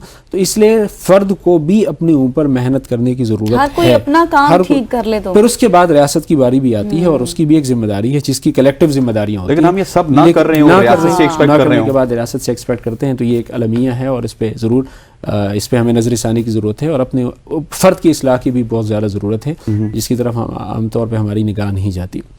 एग्जैक्टली जिस तरह से आपने मुफ्ती साहब बताया कि मतलब हर बंदा जब इंडिविजुअल लेवल पर भी ये काम करेगा, आगे बढ़ेगा, तो मामलात बेहतर हो सकते हैं। जिस तरह गजल आप कह रही हैं, एक मुस्कुराहट, सब मैं अक्सर गाड़ी चलाता हूँ, गलती हो जाती है, बंदा जल्दी में होता है, कभी आगे पीछे हो जाता है, तो सामने से ना बाइक वाला या गाड़ी वाला गुस्से से देख रहा होता है, हल्की सी मुस्कुराहट से उसका सारे का सारा टेम्परेचर नीचे हो जाता है। तो हमें वो उस मुस्कुराहट का, उस बर्फबारी का मेरे ख्याल काम करना है। बिल्कुल। हुजूर सल्लल्लाहु अलैहि वसल्लम ने इरशाद फरमाया, जब सदक़े गिनवाए ना फरमाया कि आदमी के जिस्म के अंदर 360 जोड़ हैं और 360 जोड़ अगर सही सलामत हो तो उसे चाहिए कि 360 सदक़े दे दे। सहाबा किराम ने पूछा कि हम में से कौन ये इस्तिताअत रखता है, तो हुज़ूर ने फरमाया कि आप सुभान अल्लाह कहते हैं सदका है, रास्ते से तकलीफ दे चीज़ हटाते हैं सदक़े, और आप किसी को देख कर मुस्कुराते हैं तो ये सदका है। और फरमाया कि अगर आप चाश की 2 रकात नमाज पढ़ें तो 360 सदक़े गोया आपने दे दिए। और हुज़ूर ने एक और हदीस में इरशाद फरमाया कि किसी भी नेकी को हकीर ना समझो, चाहे अपने भाई को देखकर मुस्कुराकर मिलना क्यों ना हो। आप अपने भाई को देखकर मुस्कुराते हैं, हमारी तो मुस्कुराहट भी प्रोफेशनल हो गई है, कारोबारी हो गई है, लेकिन अगर हम इस पे सीरत के तनाजुर में अमल करेंगे, हर बंदे से हम खंदा पेशानी से मिलेंगे, मुस्कुराहट से मिलेंगे, और बिल्कुल ऐसा तुरशरू होके हुज़ूर सल्लल्लाहु अलैहि वसल्लम को कुरान मजीद में एक सहाबी आए और हुज़ूर सल्लल्लाहु अलैहि वसल्लम कोई मजलिस में बैठ के बात कर रहे थे, तो एक सहाबी ने जो कि अब्दुल्लाह इब्न उम्म मक्तूम थे, उन्होंने आवाज़ दी हुज़ूर सल्लल्लाहु अलैहि वसल्लम को, नागवार सा लगा कि मैं इन लोगों को दावत दे रहा हूँ, तो कुरान मजीद में उन पर आयत उतरी कि इस तरह नागवारी से किसी से भी मिलना नहीं चाहिए। और एक सहाबी जो अब्दुल्लाह इब्न उम्म मक्तूम नाबीना सहाबी है, वो आपको सुनने की गरज से आए, तो ये जो लोग जिनको आप सुना रहे हैं ये काफिर हैं, ये पता नहीं मानेंगे भी नहीं मानेंगे, तो इसलिए आप इस तरह का रवैया ना करें। हुज़ूर अकरम सल्लल्लाहु अलैहि वसल्लम तो एक वक्ती मसलहत के पेश नज़र उनको कहा कि उनको बाद में भी वक्त दिया जा सकता है, लेकिन अल्लाह ताला ने इससे रोका कि किसी भी बंदे के साथ तुरशरू नहीं मिलना चाहिए। तो अगर आप मुस्कुराहट से किसी चीज़ का जवाब देते हैं, रोड पर आप जाते हैं, किसी को आप हारन दे दें तो वो आगे से लड़ने झगड़ने पर उतर आता है, अगर आप उससे अखलाक के साथ पेश आते हैं, अगर आपकी गलती है और आप उसे गलती मान लेते हैं, गलती किसी और की है आप माफ़ कर लेते हैं, हदीस में आता है कि माफ़ी से अल्लाह ताला आपकी इज्जत बढ़ाते हैं। और एक और हदीस में इरशाद फरमाया कि जो हक़ पे होने के बावजूद झगड़ा छोड़ दे तो मैं उसके लिए जन्नत के दरमियानी हिस्से में महल की ज़मानत देता हूँ। और ज़मानत हुजूर सल्लल्लाहु अलैहि वसल्लम ले रहे हैं कि आप हक़ पर हैं, आपका हक़ बनता है, लेकिन आप पीछे हट जाते हैं, एक कदम पीछे हट जाते हैं, और कभी पीछे हटने में ही उस मुसलसल झगड़े का खात्मा हो सकता है कि अगर आप पीछे हटें। और अगर आप पीछे हटते हैं, किसके लिए हटते हैं? अल्लाह ताला के लिए हटते हैं। हम में से मैं अगर आपके लिए मजलिस से खड़ा होता हूँ, आप वो एहसान नहीं बुला पाते, अगर आप अल्लाह ताला के लिए कुछ करेंगे तो क्या अल्लाह ताला आपको देंगे नहीं वापस उस लिहाज से? लेकिन हर चीज़ का इस चीज़ में एक फैक्टर ये भी तो है ना, अब बहुत से ऐसे लोग भी होते हैं जिनको मैंने खुद पर्सनली भी देखा है कि अगर उनसे किसी फर्द की लड़ाई होती है और दूसरा फर्द उसको टीज करता है कि ये डर गया है, तो वो उस डर से भी उसको जवाब देता है और उस डर से भी जो है वो कहता है कि मैं आगे से रिएक्शन दूं। तो क्या जब वो रिएक्शन दे देता है तो उसकी वजह से वो कोई बड़ा हो जाता है? और ऐसा बिल्कुल नहीं होता। ये हमने अपने पसंद और नापसंद के मयारात बनाए हुए हैं कि जी किसी और की वजह से मैं देता हूँ। और एक सहाबी हुजूर सल्लल्लाहु अलैहि वसल्लम के पास आया और फरमाया कि मेरे कुछ रिश्तेदार हैं, मैं उनसे रिश्ता जोड़ने की कोशिश करता हूँ, मुझसे रिश्ता तोड़ते हैं, मैं उनसे एहसान करता हूँ, मेरे साथ बुराई करते हैं, तो मैं क्या करूँ? हुजूर ने इरशाद फरमाया कि अगर आप इस बात में सच्चे हैं तो अल्लाह ताला की तरफ से एक निगहबान है जो आपकी निगहबानी कर रहा है और आप गोया उनके मुंह में मिट्टी डाल रहे हैं। और जब हम बदला देते हैं कि वो मेरे साथ जो सलूक कर रहे हैं मैं भी सलूक कर रहा हूँ, ये तो बदला है। तो हमें बजाते खुद उन नबवी अखलाक की खुज़िल आफ़्व व अम्र बिल उर्फ़ व आरिद अनिल जाहिलीन, माफ़ कर दो, लोग जाहिल लोगों से एराज़ कर दो। तो बाकी लोग अगर जाहिल हैं तो मैं तो पढ़ा लिखा हूँ, मुझे तो उस तरह बिहेव नहीं करना चाहिए। तो इसलिए हमें बदले के उसूल नहीं अपनाने चाहिए कि उसने ये किया मैं ये करूँगा। तो इसको हमें जो है ना माइनर लेवल पे जाके, नेशनल लेवल पे जाके, हर जगह पे इन नबवी अखलाक को प्रमोट करने की ज़रूरत है। बेशक हज़रत, आपका बहुत बहुत शुक्रिया मुफ्ती साहब, आप आए और आपने यकीनी तौर पे बड़ी सैर हासिल गुफ्तगू की हमने सीरत नबी पे और आज के हालात में इसको किस तरह से हमने अप्लाई करना है और अपनी ज़िंदगी को नबी अलैहिस्सलातु वस्सलाम के तरीक़ों के मुताबिक गुजारना है। ख़वातीन हज़रात, आज के प्रोग्राम से इतना ही। मुझे गज़ल को और पूरी प्रोडक्शन टीम को मंडे तक के लिए इजाज़त दीजिए। इंशाअल्लाह मंडे को आपसे मुलाकात होगी, तब तक के लिए अल्लाह हाफ़िज़।